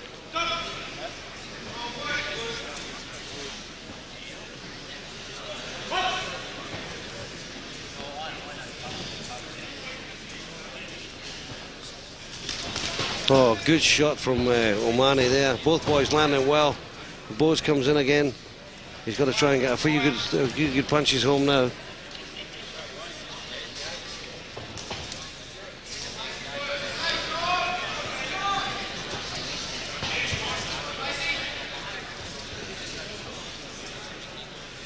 Both boys having a good look here. Somebody's trying to land a big one. And there you go, a great contest there. Very, very good. And I think Jared O'Mahony would have just nipped that one there.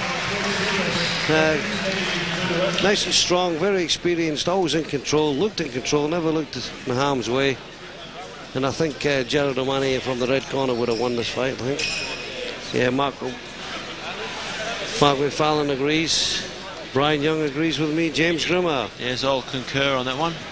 Concur means I think that we're all going for the red corner, and there's a marvellous two good amateurs, two good quality amateurs, over 4-2s in the 69 kilo. Sean Bowes probably just got tipped out here from the boy from Collingwood, but Jared O'Mahony, good fire. But it's very, very similar to Paul Briggs. He'd make a good pro with that style, Shogger. Yeah, make a good pro. In a moment or two to present the best amateur boxer award, the champion of champions, and the now overall champion of champions. Going to get Sean Bowes and Jared O'Mahony. Great. Hand over to Howard Leigh for the decision here in our last amateur contest for the night. In association with the Amateur Boxing Union of Australia and Amateur Boxing Victoria. Matchmaker Ben Brizzy, Dave Russell in the moment will step through the ropes to present the Champion of Champions Award. In our main event, ladies and gentlemen, our winner comes from the red corner, Jared O'Mahony from the ACT, trained by Gary Hamilton from the Australian Institute of Sport. Congratulations, bad luck there to Sean Bowes. Thank you, Catherine Kelly.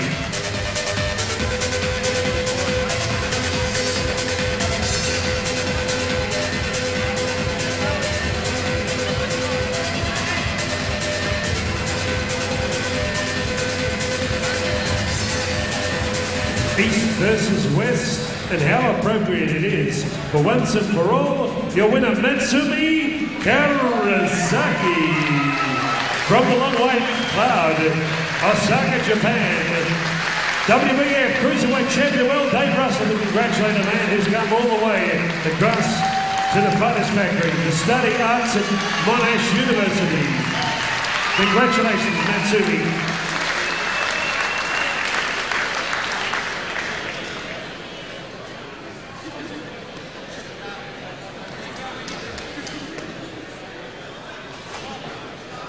Have the photograph first, then I'll talk to Matsumi.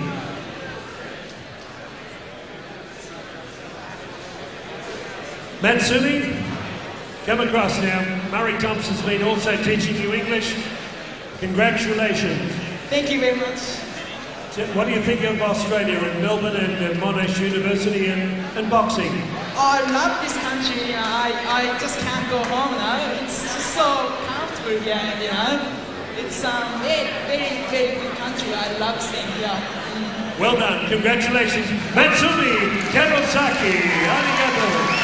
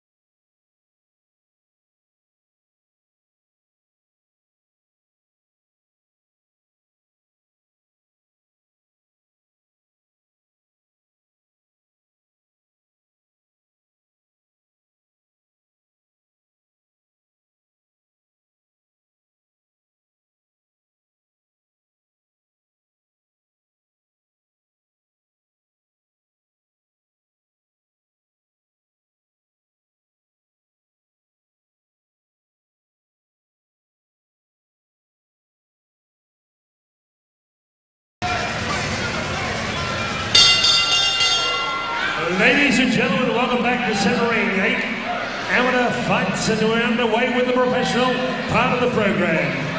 6 rounds in the welterweight division.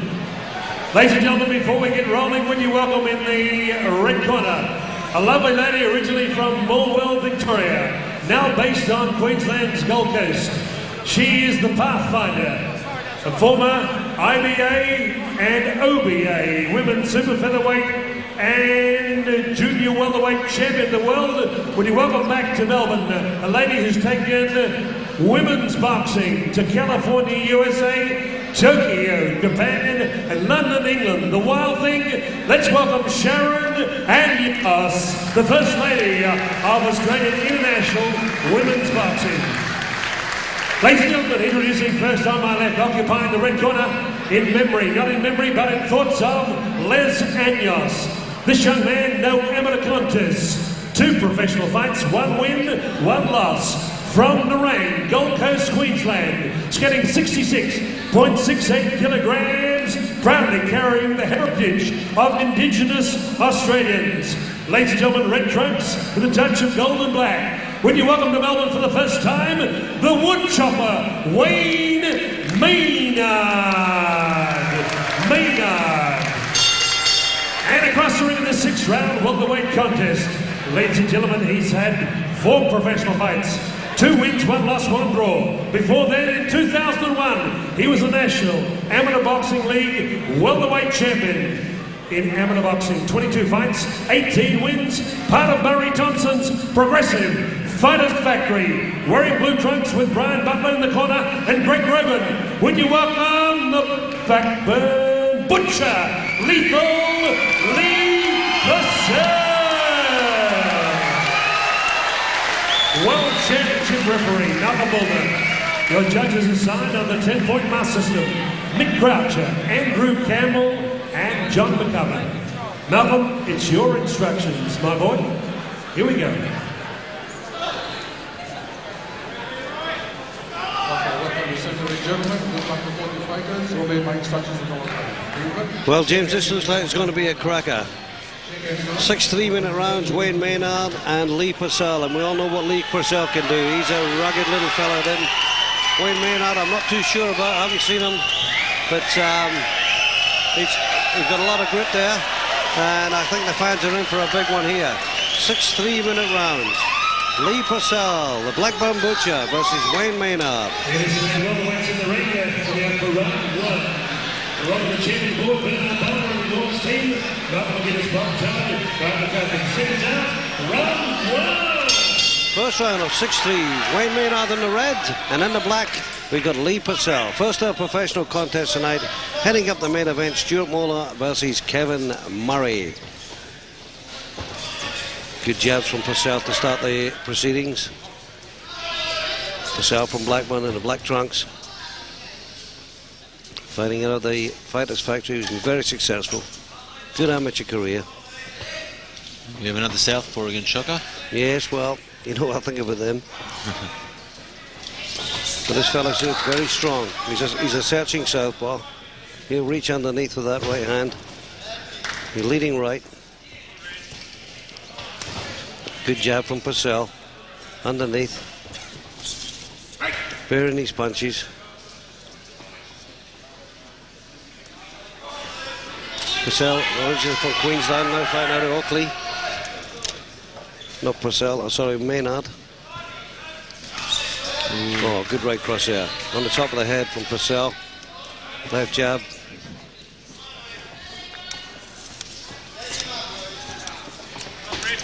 Oh, good jab. Just missing the target from Purcell, but it's early doors, 6-3s. Trying to find his range, Leigh. Yeah. Fights like an old-time fighter, doesn't he? His hands just a little bit lower. He could have been less Darcy, couldn't he? A bit bigger. Yeah. Good right cross. 2 good right crosses from Purcell. Purcell pushes up the pressure. 2 great right crosses from Leigh Purcell. Maynard's on the back foot now. Another right cross from Purcell. When he cuts loose, he's fast. Oh, good left. Wayne Maynard comes back. He's coming back. Good left from Purcell. Snappy left jab.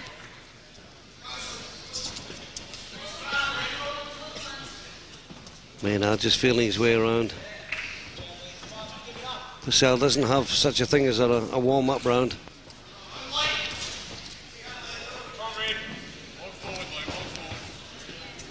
Good balance, isn't he, James? Yeah. Leigh Purcell. Yep. Moves well.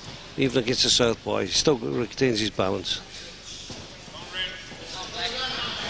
What I like about Leigh is he's in and out of range well too. Moves in and then just moves out of harm's way.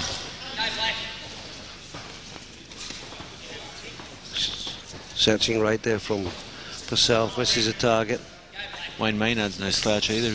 No, he can go a bit. I mean, when he gets hurt, he comes back. He doesn't towel it.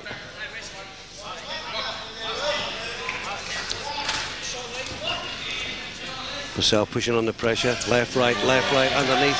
Purcell comes back. Lost his balance there, Purcell. And a very good round there from both fighters, with Leigh Purcell probably edging in front. And there's a good opening round from Purcell. I mean, that's what I like. Every time I've seen Leigh Purcell, he knows he's fighting 6-3s, and he's not going to take a couple of rounds to warm up, James. He's just got to go straight in there and say, look, this is what we're doing. What do you think, James Grimmer? He was looking for that straight right hand, and he found the mark a few times. But like I said, Wayne Maynard, he came back, especially at the end of the round there. Got hit, counted well, and I think he even had Leigh in a little bit of trouble. Well, the thing is that he's an unknown quantity. Can he counter? And if he does counter, I mean, and he counters well, all of a sudden we've got a problem here for Leigh Purcell. But the harder the problem, the harder Purcell fights. I mean, he knows that's what he's got to do. I mean, Round 2.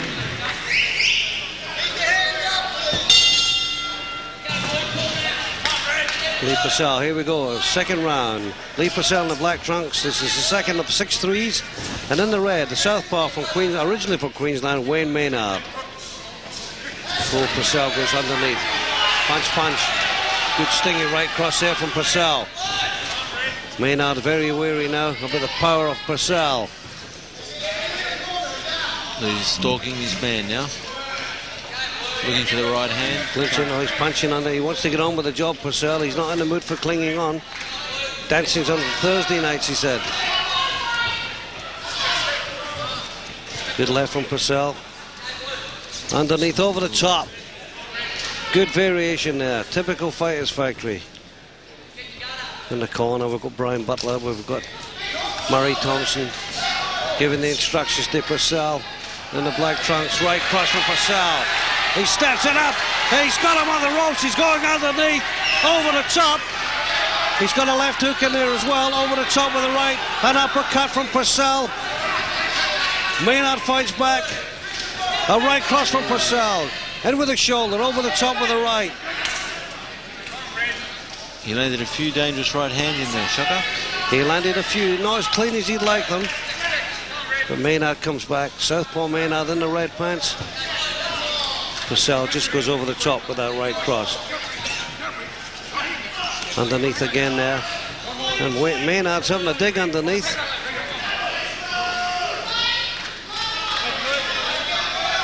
Purcell in the black trunks. Good left hand. Plenty of balance there. Good right cross there from Purcell. Back with a left cross from Maynard. And an uppercut from Maynard. He's got a little bit of experience here. Purcell's piling up the pressure. Maynard comes back. Purcell with a left hook. Just grazes the chin of Maynard.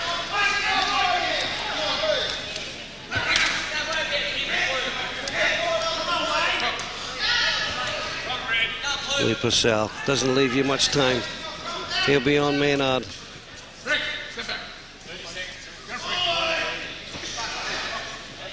You're going to stick to this fella like Velcro, he will. Underneath from Purcell. He doesn't wait around, he goes over the top. He tucks his elbows in, he left hooks on the jaw to Maynard. Maynard comes back with one over the top himself. Purcell with a right cross. Another right cross from Purcell. Another one from Purcell. Where's it going with it?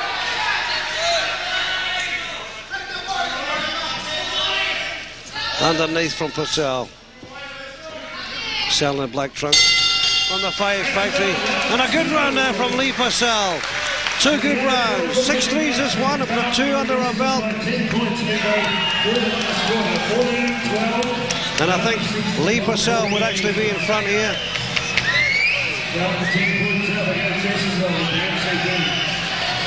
Good boxing from Leigh Purcell, but you've got to hand it to Wayne Maynard, the boy from Queensland. He's definitely punching back.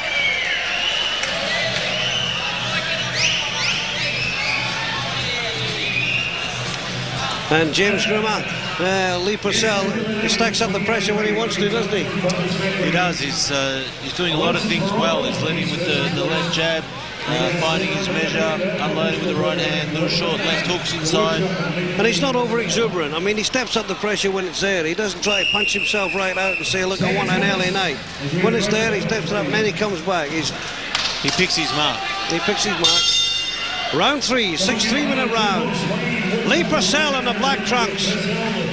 And in the red, Wayne Maynard, the southpaw from the red corner. And it's getting a bit scrappy here. That could only mean maybe Wayne Maynard's losing a bit of interest. But we never know. He's come back after being stung.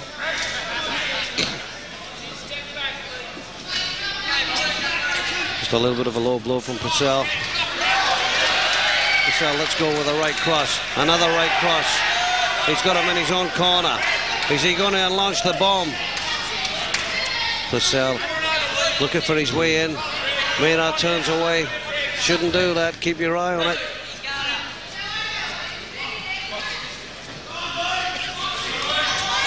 Oh, good shot from Purcell. Swung him against the ropes.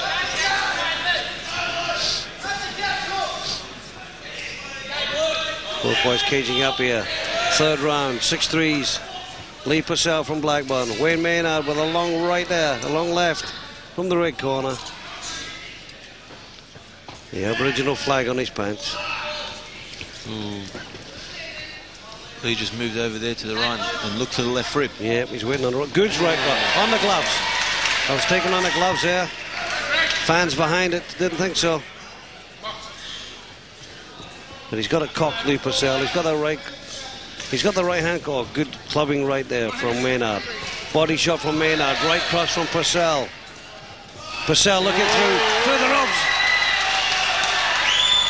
Went through the ropes and he wanted to go on with it. Get out the way, ref. That's what he said. And he's gone in there again with a right cross to the body. Gotta watch the heads there. And then goes Purcell again.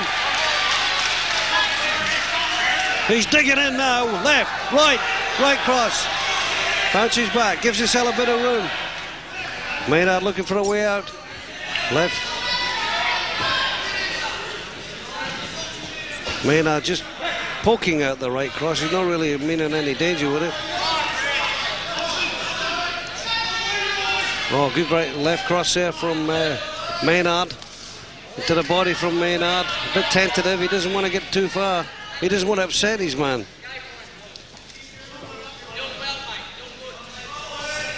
Purcell having a breather. Body shot underneath. Left. Right cross over the top. Very fast. Left. Miss with the right over the top. And referee Malcolm Bullner breaks the boys up here in the third round of 6-3s. Left rip that just missed the target. Maynard comes back.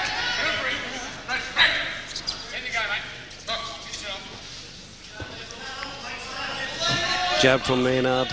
Purcell waiting on the opening. Oh, nearly crossed his legs there. And the end of the round there. A better round from Maynard, but only because I think Leigh Purcell took his foot off the accelerator and had a little bit of a breather. What do you think, James? Yep, I think Leigh probably wasn't too happy with Malcolm jumping in there. It looked like he had him on toast. Yeah, well, when over in the neutral corner, when Maynard went through the top rope and his head was over the underneath the top rope, I think Leigh Purcell thought he's still on his feet. I want to go for it, but Malcolm and no safety. I mean, sometimes it's not good to. Yep, I think the fighter safety's got to come first. If you come back and you hit the thrapple on the, your throat on the top rope, it could be dangerous. Yep. I don't think he needs it that way, but Leigh Purcell just had a bit of a breather there, and I think maybe the best is yet to come. He's worked him out in the first 2 rounds and say, well, look, this guy's mine. I'm going to have a breather. Work him out, give him a chance, and say, then I'm going to punish him. Fourth round. Wayne Maynard definitely showed he was tough enough in that round because he wore a bit and he came back. That's right. I mean, Maynard hasn't thrown the towel in it completely. And he's threw a few punches back. Good shot there from Purcell over the top. A good right cross. Left. 2 lefts, a right. Miss with a right. Clubbing left from Maynard. Don't worry about it, Purcell says. I'm coming back. He's getting tied up with a southpaw.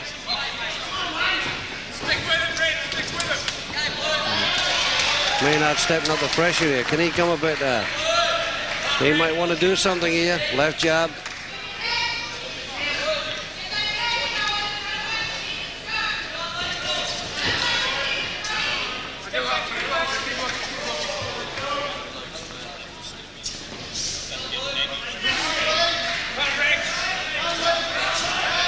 Oh, good right cross there for Purcell. It didn't look too good, a strong punch, but it was.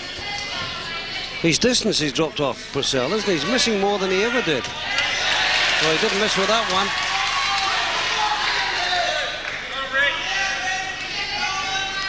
He's missing again in a clash of heads there. He's getting very careless, Purcell, which is unlike him because he had it wrapped up in the first. Good right cross from Purcell. He's trying again. He's reaching too far. Step in, goes underneath. Maynard goes underneath. Gee, sometimes these southpaws can make you look really ordinary. Every one of them makes you look ordinary. They should have been shot at birth. Purcell, apart from Jimmy Bell.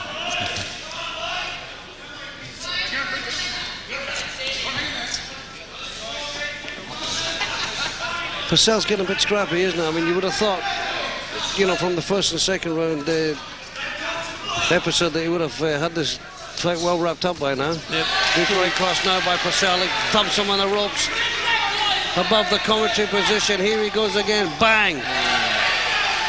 Bang again! Bang! Bang! He's got him now on the ropes. Purcell goes in for the kill. Underneath, over the top. Purcell's got left. Maynard looks weary. He's not going to breather. Purcell goes in for the kill. Bang! Over the top.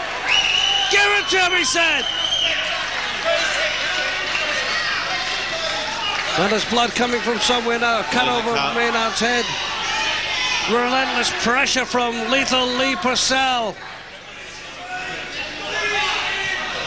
Looks like a bad cut too, Shaka. Yeah, it's stripping a fair bit now, but Purcell wanted to step in and stop it. Good shot from Purcell. Turns his head away. Comes over the top. Bullner's looking at the cut. Purcell goes underneath. Comes back Maynard. 1 or 2 punches to the top. Then it goes the bell for the end of the 4th round. With a colossal round for Lethal Leigh Purcell. Maynard goes back to the corner. Referee Malcolm Boone are not unduly worried about the cut so far. Oh, mommy!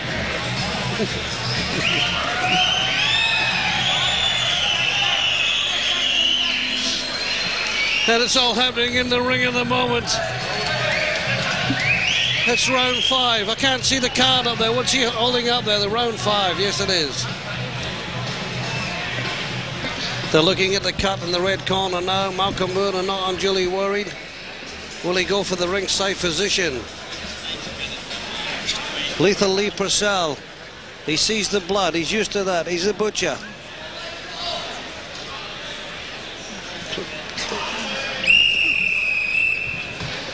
There's a whistle. Seconds out. Round 5 of 6 rounds, and it's a one-way traffic for Lethal Leigh Purcell. Let's get it on, boys. A bit of dress work here from Murray Thompson. And Purcell starts with a jab. Goes underneath. Yeah, we're right cross. Land on that eye again, Shocker. Yeah, be looking at the eye. Keep an eye on it. Keep an eye on the eye.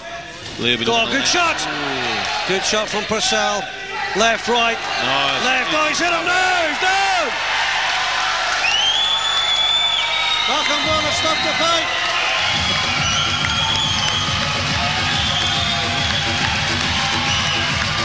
Yes, there was no way that was going anywhere. Purcell!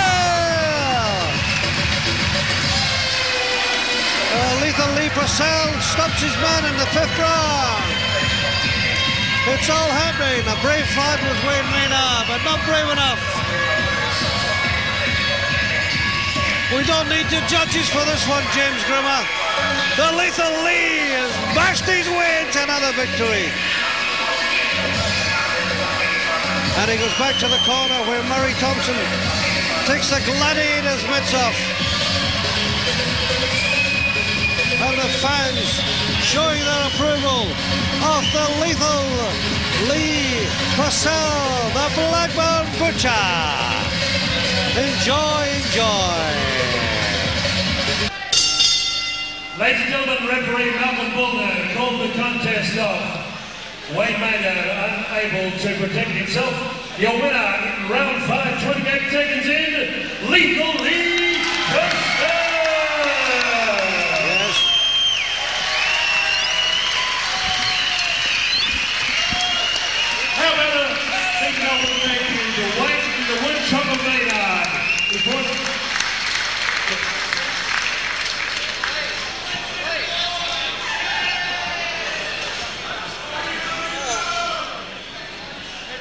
Okay, Basil, we're getting his photograph of Leigh Purcell. Basil, come across and tell us about Command Dog Training School. Where are you based? Yeah, thanks very much. We're based in Melbourne, metropolitan areas. We've got 5 or 6 training grounds. Largest professional training school in Melbourne. We cover everything from puppies, basic events up to advanced agility and home training. So we're on the internet, www.dogtraining.com.au. Thanks very much, Murray, and what a great fight it was. Thank you. Thank you, Basil. Leigh Purcell, come on, how about 3 cheers for Lethal Leigh? Ever?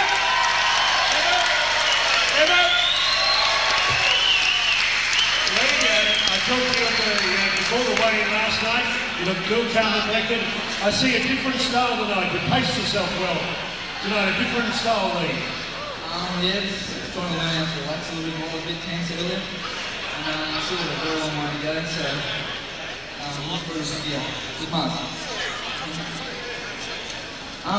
First of all, Murray, taking on board again. I'd like to thank all my friends over there. Just very much in the gym, so fantastic. And I know we train some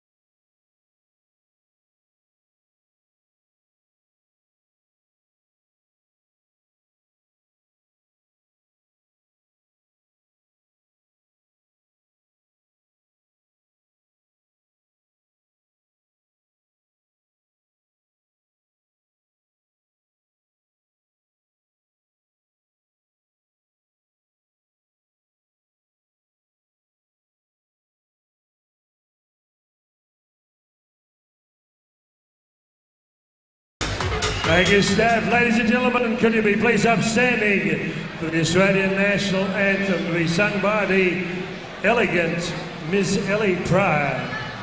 Please be upstanding, and can I have absolute quiet as we observe up there Australia, in there in fights, out there in Adam. Show them your might. Fight like the devil's on your side.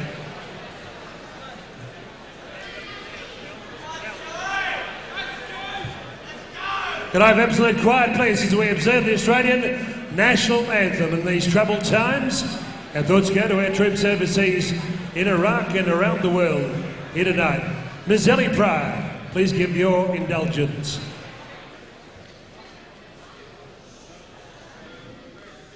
Australians, all let us rejoice, for we are young and free, with golden soil and wealth foretold. Our home is girt by sea, our land abounds in nature's gifts of beauty, rich and rare. In history's page let every stage advance Australia fair. In joyful strains then let us sing, advance Australia fair.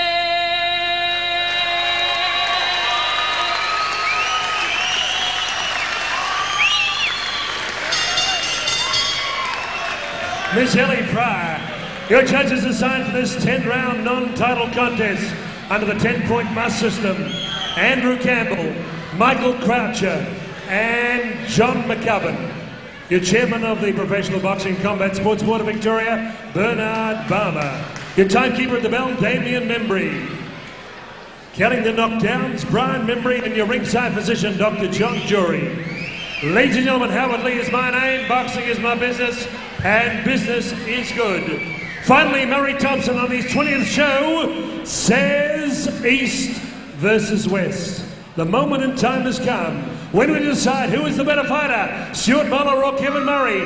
Tonight they line up for their 6th fight, 3 times in amateur boxing, twice in professional boxing. In pro boxing, Kevin Murray has 1 win. Last time out, last November, when they fought for the Victorian Light Heavyweight Championship, it was a draw. We couldn't decide who was the champ. Tonight at Bussutill City Hall on this Friday night fights, your boxing authority. Let's get it on with our main event of the evening. Introducing first on my left, occupying the red corner, from the mighty city of Geelong. He was a 2 times national amateur champion, a former light heavyweight champion in Victoria, rated in the top 10 light heavyweights in Australia. Ladies and gentlemen, tonight he comes to centre ring scaling 75.90 kilograms with a professional record of 10 fights, 5 wins, 4 losses, 1 draw. Ladies and gentlemen, wearing blue trunks, he's known now as Machine Gun, Geelong's Kevin Murray. And across the ring from the Mighty Fighters Factory in Blackburn, with Brian Butler joining Murray Thompson at ringside. 75.80 kilograms.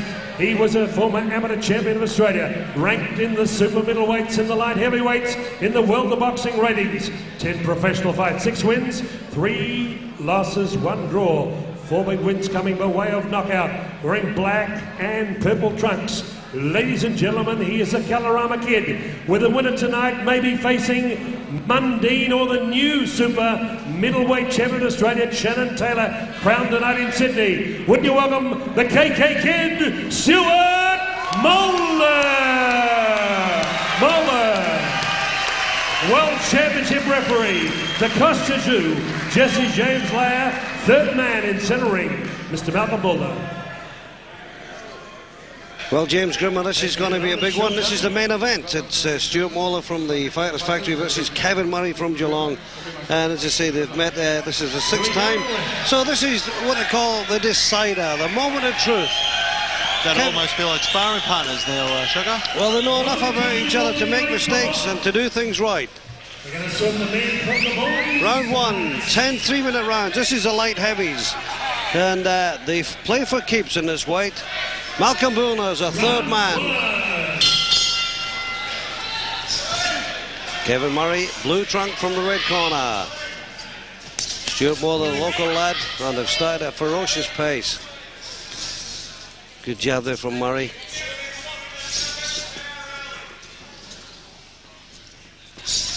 Oh, good overhand right from Murray. Early start from the Geelong grafter. Shot underneath, over the top from Moller. Oh, bang, bang! Underneath goes he goes. 4 punches underneath, over the top from Moller.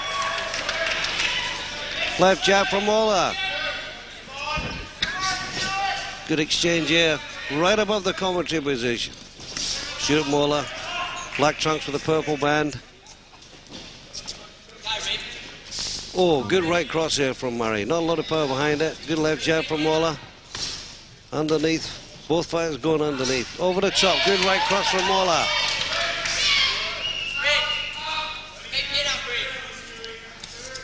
Stewie Moller from the Fighters Factory. Well primed up by Murray Thompson.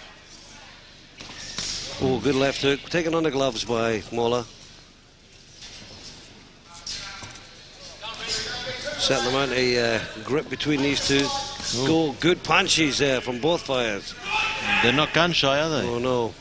And Murray lands good punches when he gets inside, doesn't he? He's looking for that left hook inside Kevin Murray. Stewart's just been landing that right hand at range. So Murray launches the punch and he's always on the end of it. When he lets it go, it's never coming back, is it? Boys working away in close.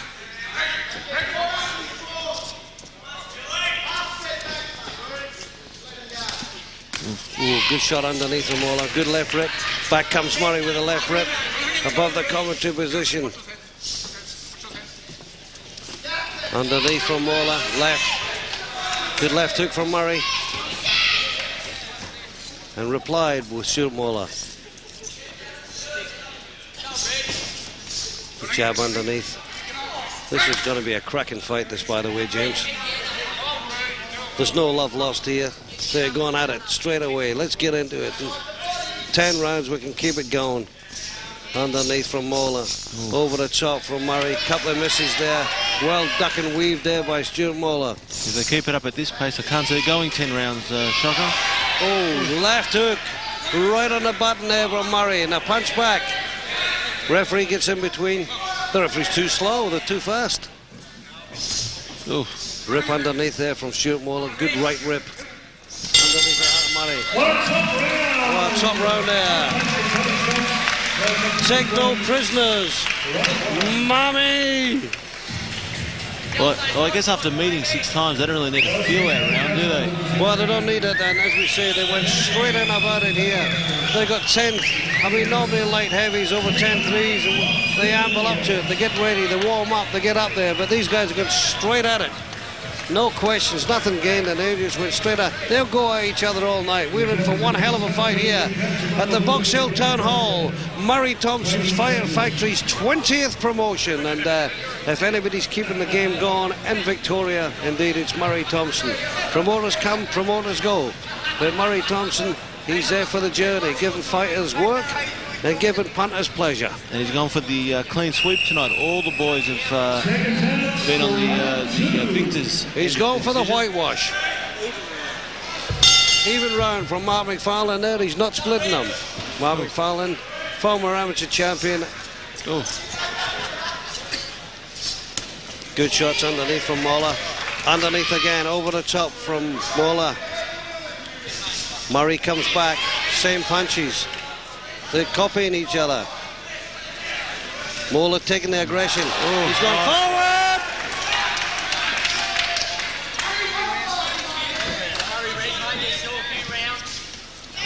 Stewart's been going to the body well, Shocker, which has been an exception to most actually of the both boys have been varying the punches really well. Really well at varying the punches. Good shot underneath from Thompson. Murray. Kevin Murray. Murray Thompson. There's a cut on the top of Kevin Murray's head. It's away from the eyes, but it's definitely a cut. There's blood coming from Moller's mouth. That might have come from a clash of heads. Oh, good shots there.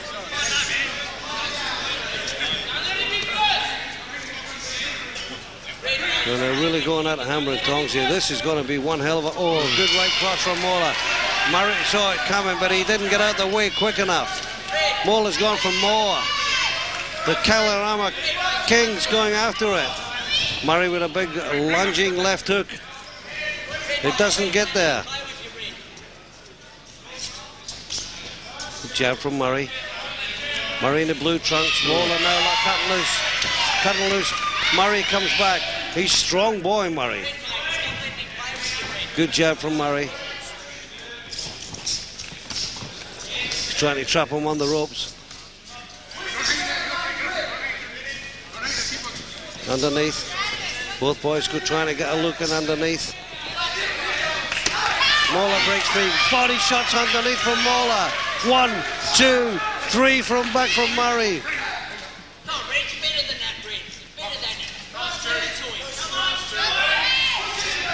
Murray with a left jab, both boys jabbing. Good right cross there from Moller. Moller hit him right, Murray right in the head. He takes a look. Is it worth going forward? Left, underneath from Moller, underneath again. Murray over the top. Underneath from Murray, over the top. Moller hits back, 1. Sweeping punches there from Murray, not landing. Moller looking for sweeping punches again, both guys missing, but it's only because the other fella's weaving. Murray tries to go over the top. Little cuff underneath the eyes there. Moller's got him on the ropes, goes underneath, 1, 2, over the top, bang, bang, bang, bang! Oh, what an inch around there! Oh!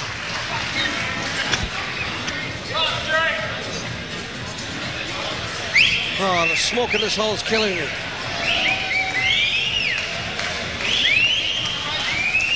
Yes, James, there was certainly, the second round was no different to the first round. That both light heavyweights go at each other, don't they? What did you think of that round?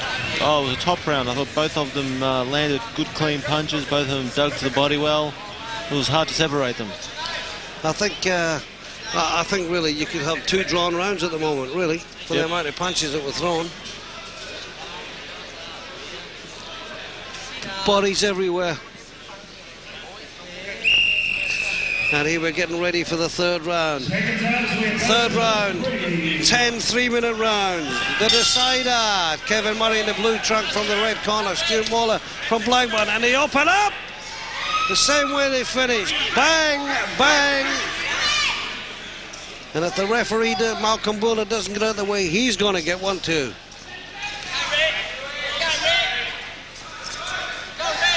Be careful at all times, including the referee. Underneath goes Murray. Good left rip. Moller's coming back. Right over the top from Moller, but a good steady left hand from Murray. Bang. Over the top again goes Murray. Left jab going nowhere. Reaching right cross. Doesn't meet. Left, left. Right cross. Moller's lining them up. Murray's covering up. Murray comes out with a left hook. Both guys landed at the same time.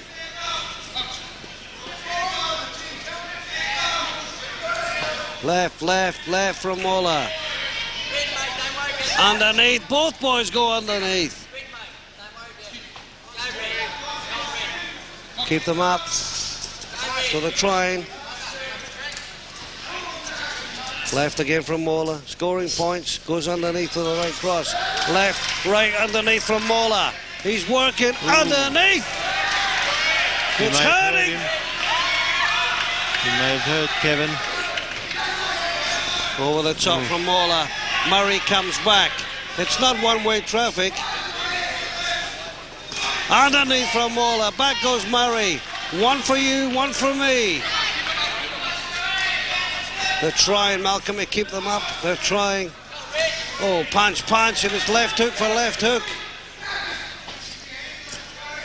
Straight left from Murray. Murray tries to go underneath. Rip from Moller. Rip. There's bruising on the hips. Bang!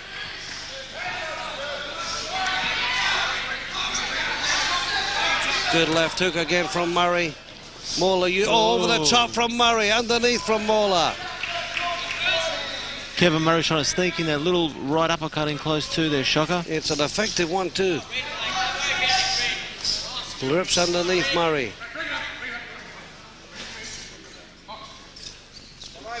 Rip underneath, rip, right. Left hook from Murray, it's a good one! Oh, Moller's got him underneath. Nice left rip. And it's ripping under that ribs there. Shoot, Moller's ripping under these ribs like there were spare ribs on a dining room table. Uppercut from Murray. Misses again. Boulder gets in the way. Moller goes for him. Murray goes, oh, shot! Underneath. Uppercut from Murray. Over the top from Moller now. Murray's covering up and he lets go with one in the bell. What a fantastic round. These light heavyweights are fighting like lightweights. Bang, bang, bang. And that's what people come to see. James, it's been you better take over here. I'm puffed out. I'm dying here. What a fantastic fight. And it's only going to get better. What an excellent fight. Once you slow up, they're going to kill each other. What did you think of that round, James? Excellent fight. I think they carried on from round 1 and 2, or where 1 and 2 left off. Both boys just banged to the body, and it's got to slow them up surely before we reach round 10. Here's main single. That's Friday night.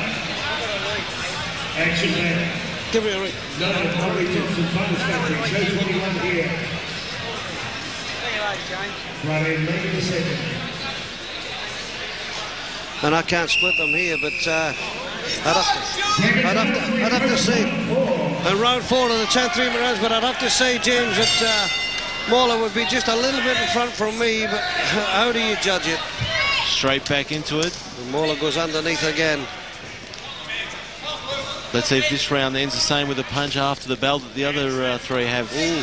Boom, boom. Shocker. There they go again. Bit of bad blood, maybe. Yeah, there's plenty of blood here. There'll be plenty spilled before this fight's over.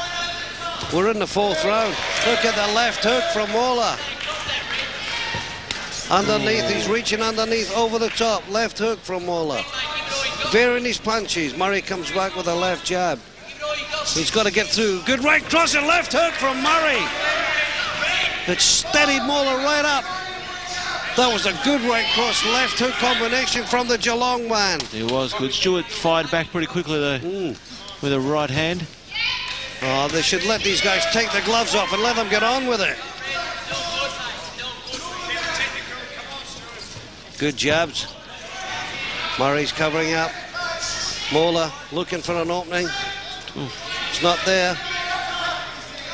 Neither of them willing to concede either, just both going hell for leather. He's looking again. Left jab. A good right cross from Murray. He goes underneath with an uppercut and a left hook. Moller's having a breather. Wrong time. There's traffic coming. Don't stand in the road. Moller's turned southpaw. Wrong thing. Moller's in the way again. Good left jab from both boys. Reaching with the right crosses. Murray, that's no good. You've got to land it. Moller goes on the top, underneath. Murray misses. Misses Murray. And Moller's gone in for the kill. Bang on the right top.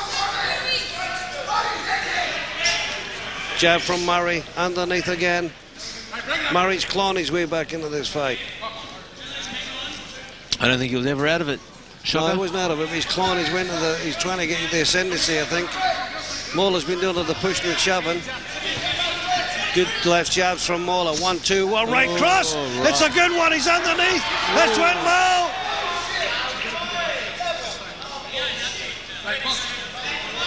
He'll be singing in the Vienna Boys Choir next week. Good right cross there from Murray. Nice right. Moller comes back.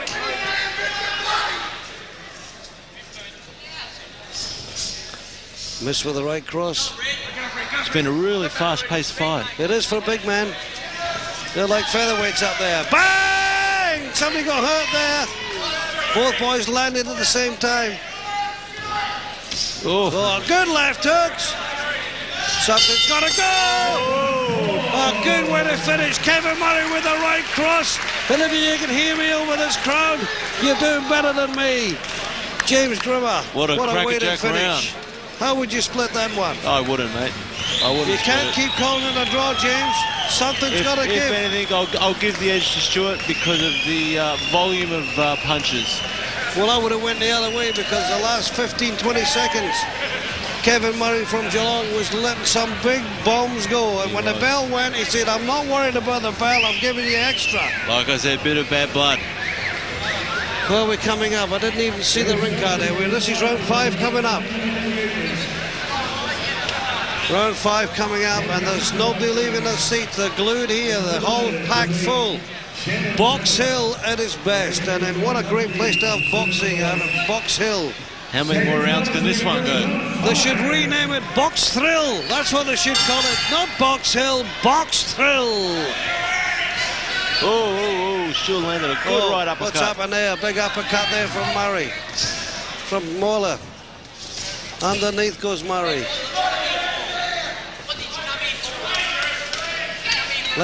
Miss. Well evaded there by Murray. Oh, good left hook. Sweeps in with the left hook. He dug it in. Over the top from Moller. Good over the top. A good exchange here. Murray goes for the uppercut. Right uppercut. Back of the head. They both don't want to let go here. There's too much at stake. Good left from Moller. Good left again from Moller. Good point scoring. Get your breath. Through the right, but nowhere near it. Left rip underneath from Kevin Murray. In the blue trunks. Shaved head. Squeaky voice.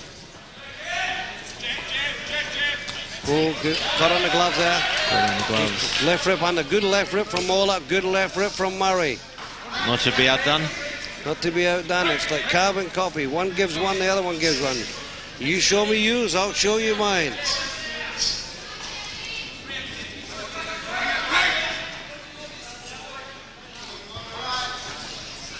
This could come down to who's the fitter. Yeah. Oh, good right cross there from Moller. Spun Murray around a little bit. He's dug it right underneath. Murray comes up. He comes looking for it.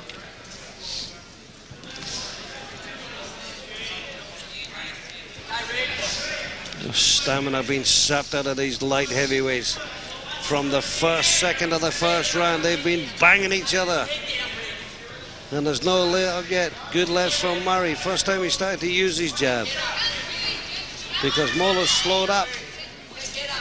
Both fighters are slowed up. Right cross from Moller. He's having a chat. He's disappointed in himself. He wasted an opportunity. Uppercut. Murray's just grinding a result here. He won't go away. Oh, good punch underneath from Murray. This is hurting Moller. This is hurting Moller. It's hurting him. Somebody's got to go. Left, right, underneath. Look at that. Low blow. He's called that low. Back into it they go. Here they go again. Oh, left rip.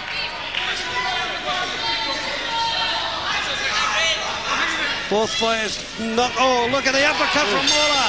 Oh, what a good fight from Moller. What's happening here? Murray's fought his way back in as he walks back to the corner.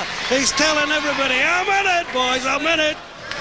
Jimmy, I'll tell you what, that Kevin Murray, he's got more balls than a beanbag.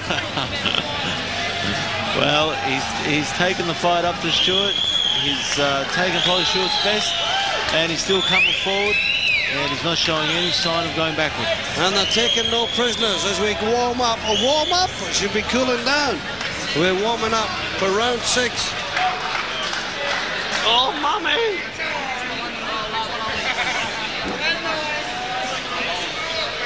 What a fight. I'll tell you what, James, eh? Well, both boys, I think, starting to feel the effect of such a hard What do you round. think, Mark? Well, we're heading points. Kevin Murray's finishing stronger. Yep. Murray is definitely finishing stronger. Marvin Farland chimes in. If you can hear me, that's good. If you can't, you just have to go with the action on screen. Plenty of boxing left, though, in this fight. Round 6 of 10 rounds. A left hook from Murray. He's got to dig this boy. Underneath. Murray just seems to be getting the ascendancy. If there's such a thing in this fight. They're like Siamese twins, are glued to each other.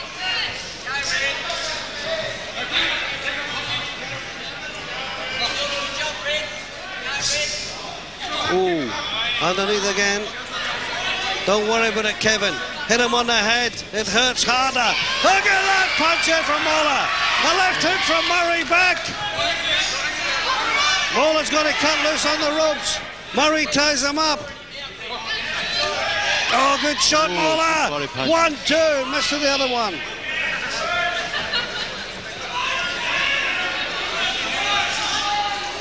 Good left there from Moller. Right cross. Left from Murray. Has Murray got enough left here? Or can he come back? Moller's looking for a shot from Moller over the top on the head. A right cross for his... Underneath. Underneath Murray goes again. He's trying to wear him. Get the body in the head will follow. Moller's looking for the head shot again. Like hidden concrete, I reckon. Good shot from Moller.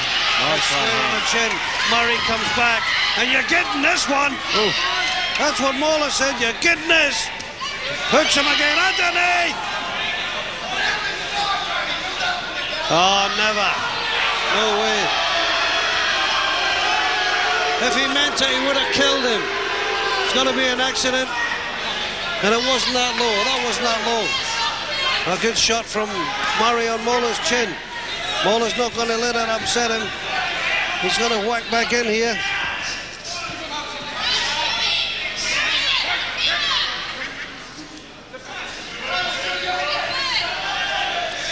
Moller's looking for the left jab. A lull in the proceedings, if there's such a thing. Murray looking for the opening. Moller, left jab. Plenty sting in that one. Murray comes in. Can he see something? But I can't. Underneath, over the top. Bing, bang, and something's going. Left rip. Oh, look at the left hook from Murray. Moller says, give me another one.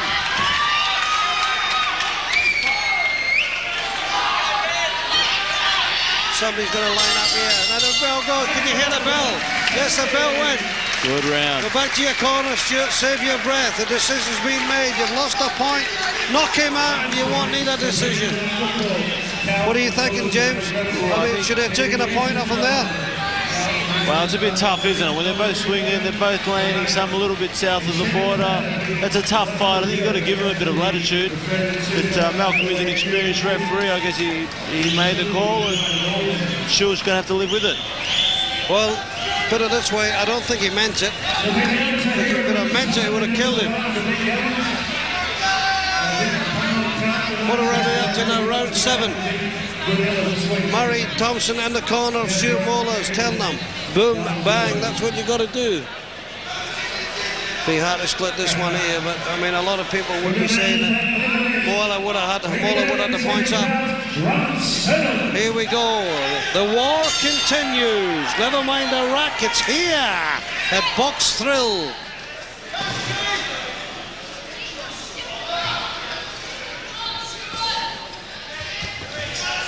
Both boys jabbing. Good start. Round 7. There's 10 rounds. There's a long way to go. A lot of sweat, toil, blood, sweat and tears. Over the top from Moller.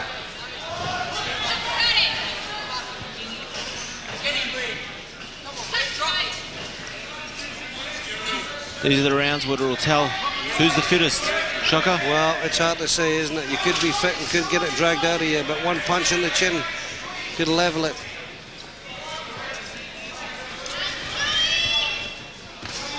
Good left jab from Murray. Moller comes back with the same. Moller and the black shots with the purple. If you didn't know, if you just joined us, Murray's chasing Moller. I want you here, he said. Moller said, well, here I am. Bang. Caught that. Pushes him to the ropes. Murray comes back. He retaliates well. He counter punches. Moller trying to push him on the ropes and get some of the body punches going. Good left. Both boys jabbing at the left. Not throwing the rule book out the window completely. Oh, good shot on the top of the head there. A left hook from Moller. Both guys landing simultaneously, all at the same time. Left rip. Good jab from Moller. He'll score the points. He's looking for that right cross again. He's finding Kevin Murray very evasive with his head action. Finding it hard to land that right hand. He's a hard target. Murray comes in, misses. Moller ties him up, centre ring. Break by Malcolm Bull to the referee. This was his weight as well. He landed good the right cross there from Moller. And the left. Can he smell the blood? Can he smell the blood here? Going for the uppercut. Oop. Malcolm breaks him up. Oh, good overhand right from Moller. Not a lot of power, but it scored. Giving himself a little bit of room, stepping back there. Looking for the right hand. It's getting ragged. It's getting rough.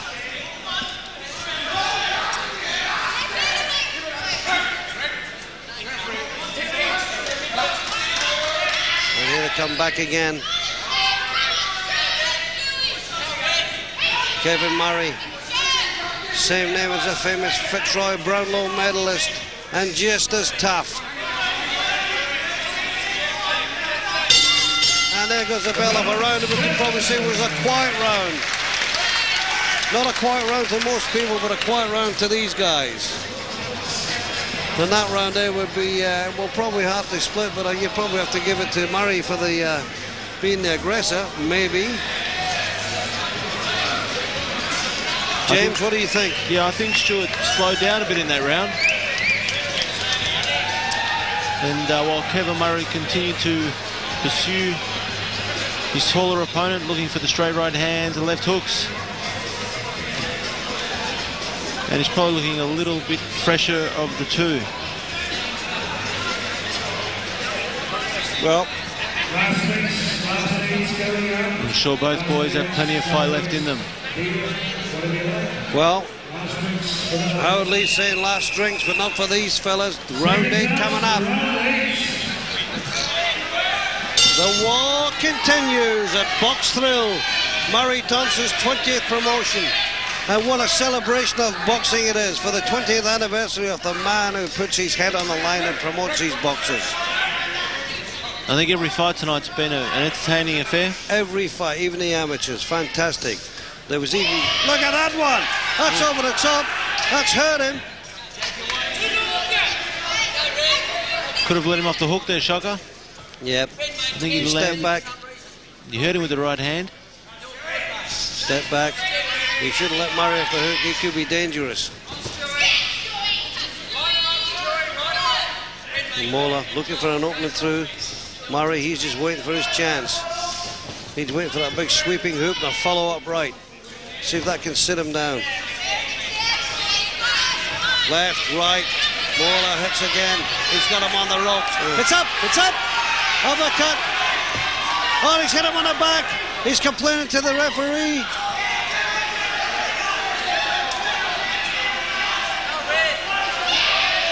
Oh, never. What's going on here? What's going on? And the man out of the mice, throw him a bit of cheese. Well, that's an even again. It's 1 for 1. That was a payback. It didn't look too low to me. If that doesn't get Murray's anger up, nothing will. Moller tries with the right cross. He slaps it across. Murray's going to go underneath. You can tell. You can tell. You can tell. Moller's coming back. A boom. Oh, I think they hit him with that body punch. And a bang. Boom. Moller lands with a big blow. And the fans are getting behind Moller now. I don't know if you can hear me, but they're banging each other in there. Suddenly they're all getting hurt. Moller, a good right cross. A good right cross from Moller. And another right cross from Moller. The uppercut. It's a boom. And a bang. And a slam. And thank you, man. They're in there forever.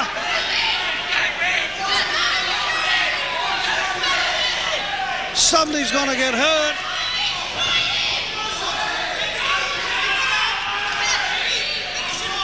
Good left jab. Murray's coming back. There's blood from the nose. There's blood right from the uppercut. mouth. Good uppercut from Moller. And Murray felt that. But he's going to get one back. He's lining up that left hook, Kevin Murray. He's got the left hook. He got it. He's going to chase him. He's pulled it back. The gun was cocked. It was ready to go.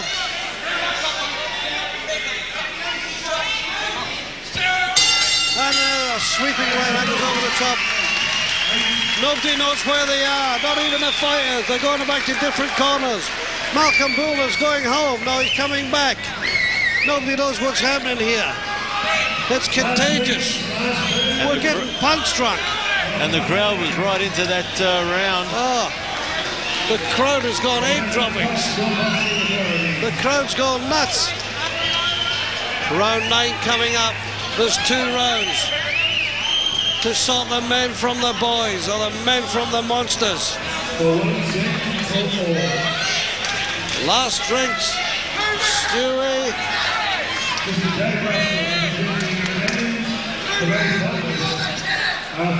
I just wish that I hope these boys can continue this because there's 2 hard rounds to go. James and the other hardest ones. Round 9 and there's another one after this. So don't take your eyes off the screen because if you missed the war in Iraq, have a look at this. The pace has been absolutely furious in this round. And the straight back into it again. Oh, there's a fight in the crowd as well. I don't know what's happening over there. There's not enough action for them. They're toe-to-toe in the ring. They're toe-to-toe out the ring. Here comes Moller. Moller. He's going for the left jab. Sneaky right hand. He missed. He missed. Oh, uppercut from Moller. Good punch. They're laughing. They're talking. They're punching. They hate each other. Oh, left hook. Oh, left hook from Moller. Good boxing. It's a good punch. Murray's got to try and get underneath. He does. He rips underneath.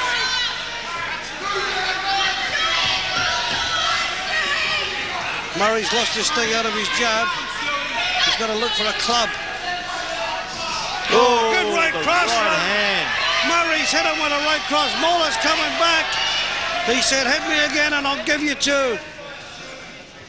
Oh, good right cross. Just off the top of the forehead. He tries the uppercut. It's not happening. Murray's prowling along here, looking for an opening from Moller. He's skipping around now. He knows he's got points in the bank. But Murray said, I'm going to get you. Oh, shot underneath.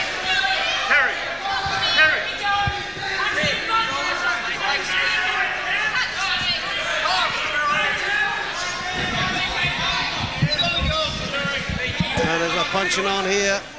A little bit of a lull. Somebody's looking for their opening. Is it there? Nah. They're waiting for the last round and they're going to kill each other. Underneath from Moller. Body punch. I felt that from here. In the bread basket. Bang goes Murray. Comes back with it. I hope he doesn't trip over his lace. Murray's looking for an opening. There's got to be one there somewhere. Just look around. Moller's coming in. Push, bang. Oh, what's going on, ref? He's hurt. If he plays his cards right, he could be singing in a Vienna Boys Choir. He's taken one more and he's disqualified. One more and he's disqualified. He'll be singing for the Vienna Boys Choir. Markman, Fallen, this is going to be on for young and old. Bang, bang, bang, bang. And then go on. It's all above the waist as well, ref. Look at this. That's a bell. Yes. You can have it all now. You can take your Tony Mandini, your Costa Zeus and shove them right where they belong, because this is real boxing. What a lot of action in that round. Oh, I'm worn out. This is the hardest 10 rounder I've ever done. I can't believe they've kept this pace up for 9 rounds. Well, they've certainly got me tired, and I'm only watching it. There's been blues in the crowd. There's been blues in the ring. They were definitely not finished yet. This last round.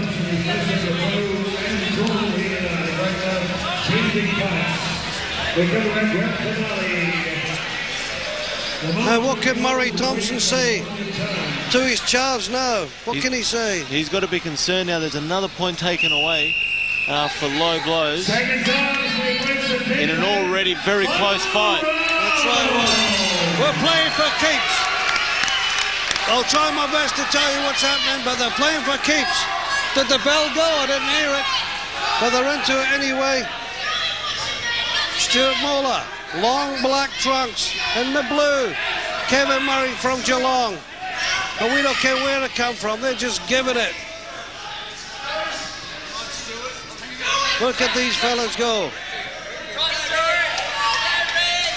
If Saddam Hussein was watching this, he wouldn't take the Aussies on, because we'd send these two over and fix him up.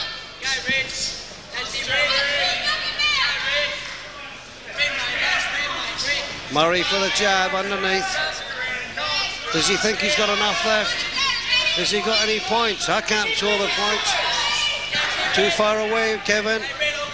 Moller on his bike. Jab, jab. One to the head. Right over the top, which doesn't land. Murray goes underneath, goes with the left hook. You've got 2 minutes, boys. Here goes Moller. Boom, boom, boom again. Bang. Out goes Murray. Where are they going with us? What's happening? There's blood flying everywhere. There's a cut here. There's a cut there. Moller's going for the doctor.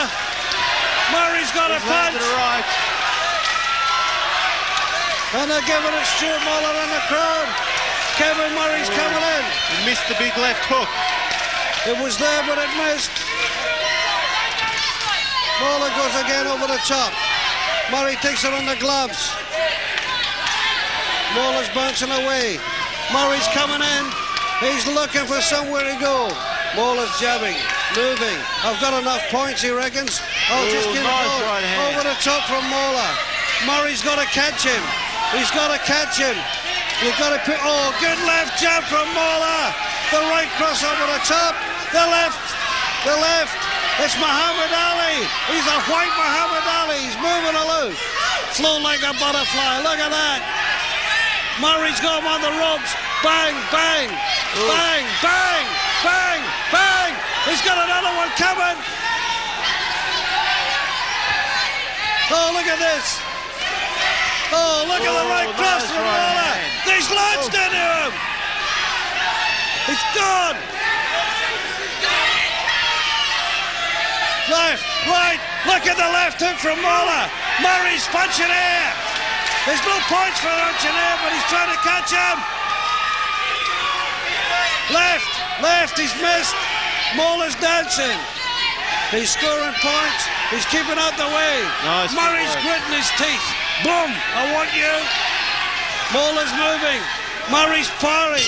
It's all over. It's all over. Who one of the great light heavyweight fights? Lebessis. Yes, you can tell George Bush the war is over.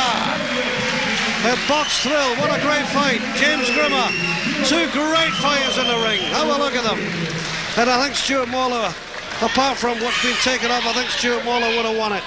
Yeah. Now, what a great fight. What a great fight. I've lost my voice. I think it will be close though, because Stuart's got 2 points taking away for low blows. Well, it really depends how the judges saw that fight. I would tend to lean towards Stuart Moller. Well, it's going to be very hard as Dave Russell, the former heavyweight champion of Australia and everywhere else, comes in the ring. Howard Leigh comes in the ring. And I'll tell you what, I mean, you'll never see a bigger or better light heavyweight fight than that, James. What a top fight. That was, they went into top gear from round 1, and it was like that to the last bell. It was amazing, wasn't it? As I said before, your Tony Mundines and all your other would-be, could-be fighters, you can shove them where the sun don't shine, because these guys came tonight to fight. Have a look at this fight, Mr. Mundine, and learn how it's done. And we'll hand you back over to ring announcer Howard Leigh. I won't talk anymore. I won't talk anymore because my voice is gone. I'll hand you over to Howard Leigh ringside.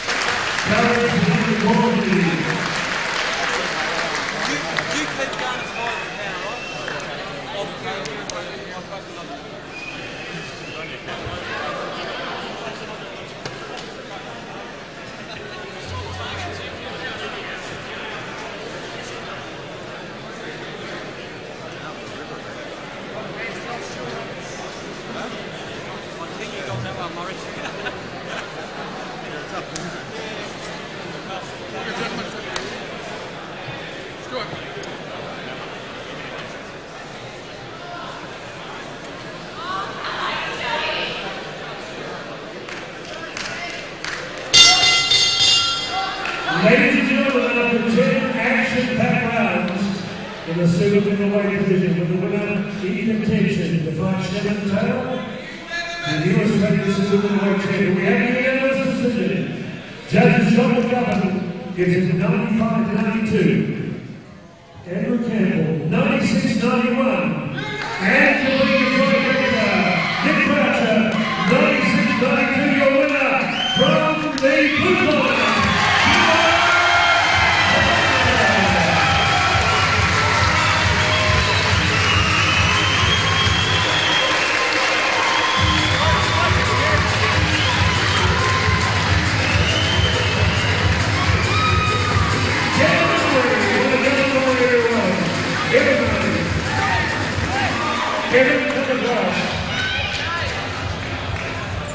Kevin, you've had some great wars tonight, 10 action-packed rounds, a lot of body punching tonight. You just couldn't get off. You caught him with some left hooks, but was he a worthy winner, Kevin? Yes, I do give this one to Stewie, but that's the way it goes. We're in the game to fight, and I'd just like to say thanks heaps to Murray Thompson for putting on the shows, and tonight is my last fight. I'm hanging him up, and I hope Stewie goes all the way. Thank you. Kevin Murray, the machine gun, retiring tonight. How about 3 cheers for Stewart Moller? Hip hip! Hip hip! Hip hip! Stewart, with a beautiful exhibition of boxing, you've got the monkey off your back. Kevin and I have always had, we've had 6 close fights. It's good to get the last one out of the way and have a good win. Stewart, you boxed, you jabbed, you moved. Whenever you got caught with a big left hook, you moved away, and your body punching tonight, you really worked at that, and you were so focused. Congratulations. Yeah, Kev's a bit like hitting a brick wall, you know, so it's hard work, but I'm happy with the win. I'd just like to thank a few people. Murray, firstly, all the work. Frank Urban and Bruce Gray, and just everyone that's come to watch. Thank you. Murray, come in and celebrate the win. Murray, after 6 epic battles, 3 in the amateurs, 3 in the pros. Stewart Moller, as I said, he's got the monkey off his back now. Yeah, he finally got over Kevin Murray in a big way. So it was a great fight, and I think the winner of that fight was going to go on to bigger and better things. It was Stewie. So we're hoping. I was sort of waiting to see who won out of Shannon Taylor and Mark Bajiro. I don't know if Shannon Taylor's going to get the title, but Stewie's up there to fight him. So I wouldn't mind getting him down here and bash him down here. Everybody, thanks heaps for coming. Thanks for supporting the show, the Box Hill. On the 2nd of May, we've got a real big show. It's an OBF Pan Pacific welterweight title fight. Winner of that goes to the top 15 of the world. Fred Canuthia fighting Norfolk Ben Rabar. But on the undercard, we've got Porky Lovett, Costa Chondras, Dale Westerman, and Leigh Purcell. So it'll be a busy night. So I'll get in early and get your tickets. So thanks heaps for coming. Murray Thompson, show number 20. Congratulations. General admission tickets are actually sale at the ticket box at the front if you want to write your name down or buy the tickets or whatever. Okay, thanks. Murray Thompson, congratulations. Howard Leigh, on behalf of Murray Thompson, thank you for being part of a great night of action. 8 top line Olympic Games amateur fights, and in our main event of the evening, Stewart Moller came through with a unanimous points win over Kevin Murray, the Geelong Flyer. Kevin Murray announcing his retirement. Stewart Moller now in line to fight Shannon Taylor for the Super Middleweight Championship of Australia. Howard Leigh, on behalf of commentators John Shocker Miles, Mark McFarland and James Grimmer, wishing you a very good night. Thank you and good night on behalf of Fighters Factory Promotions. Murray Thompson at Box Hill City Hall, April 11, 2003. A great night of pro-am boxing when the East met the West. Keep punching. See you soon.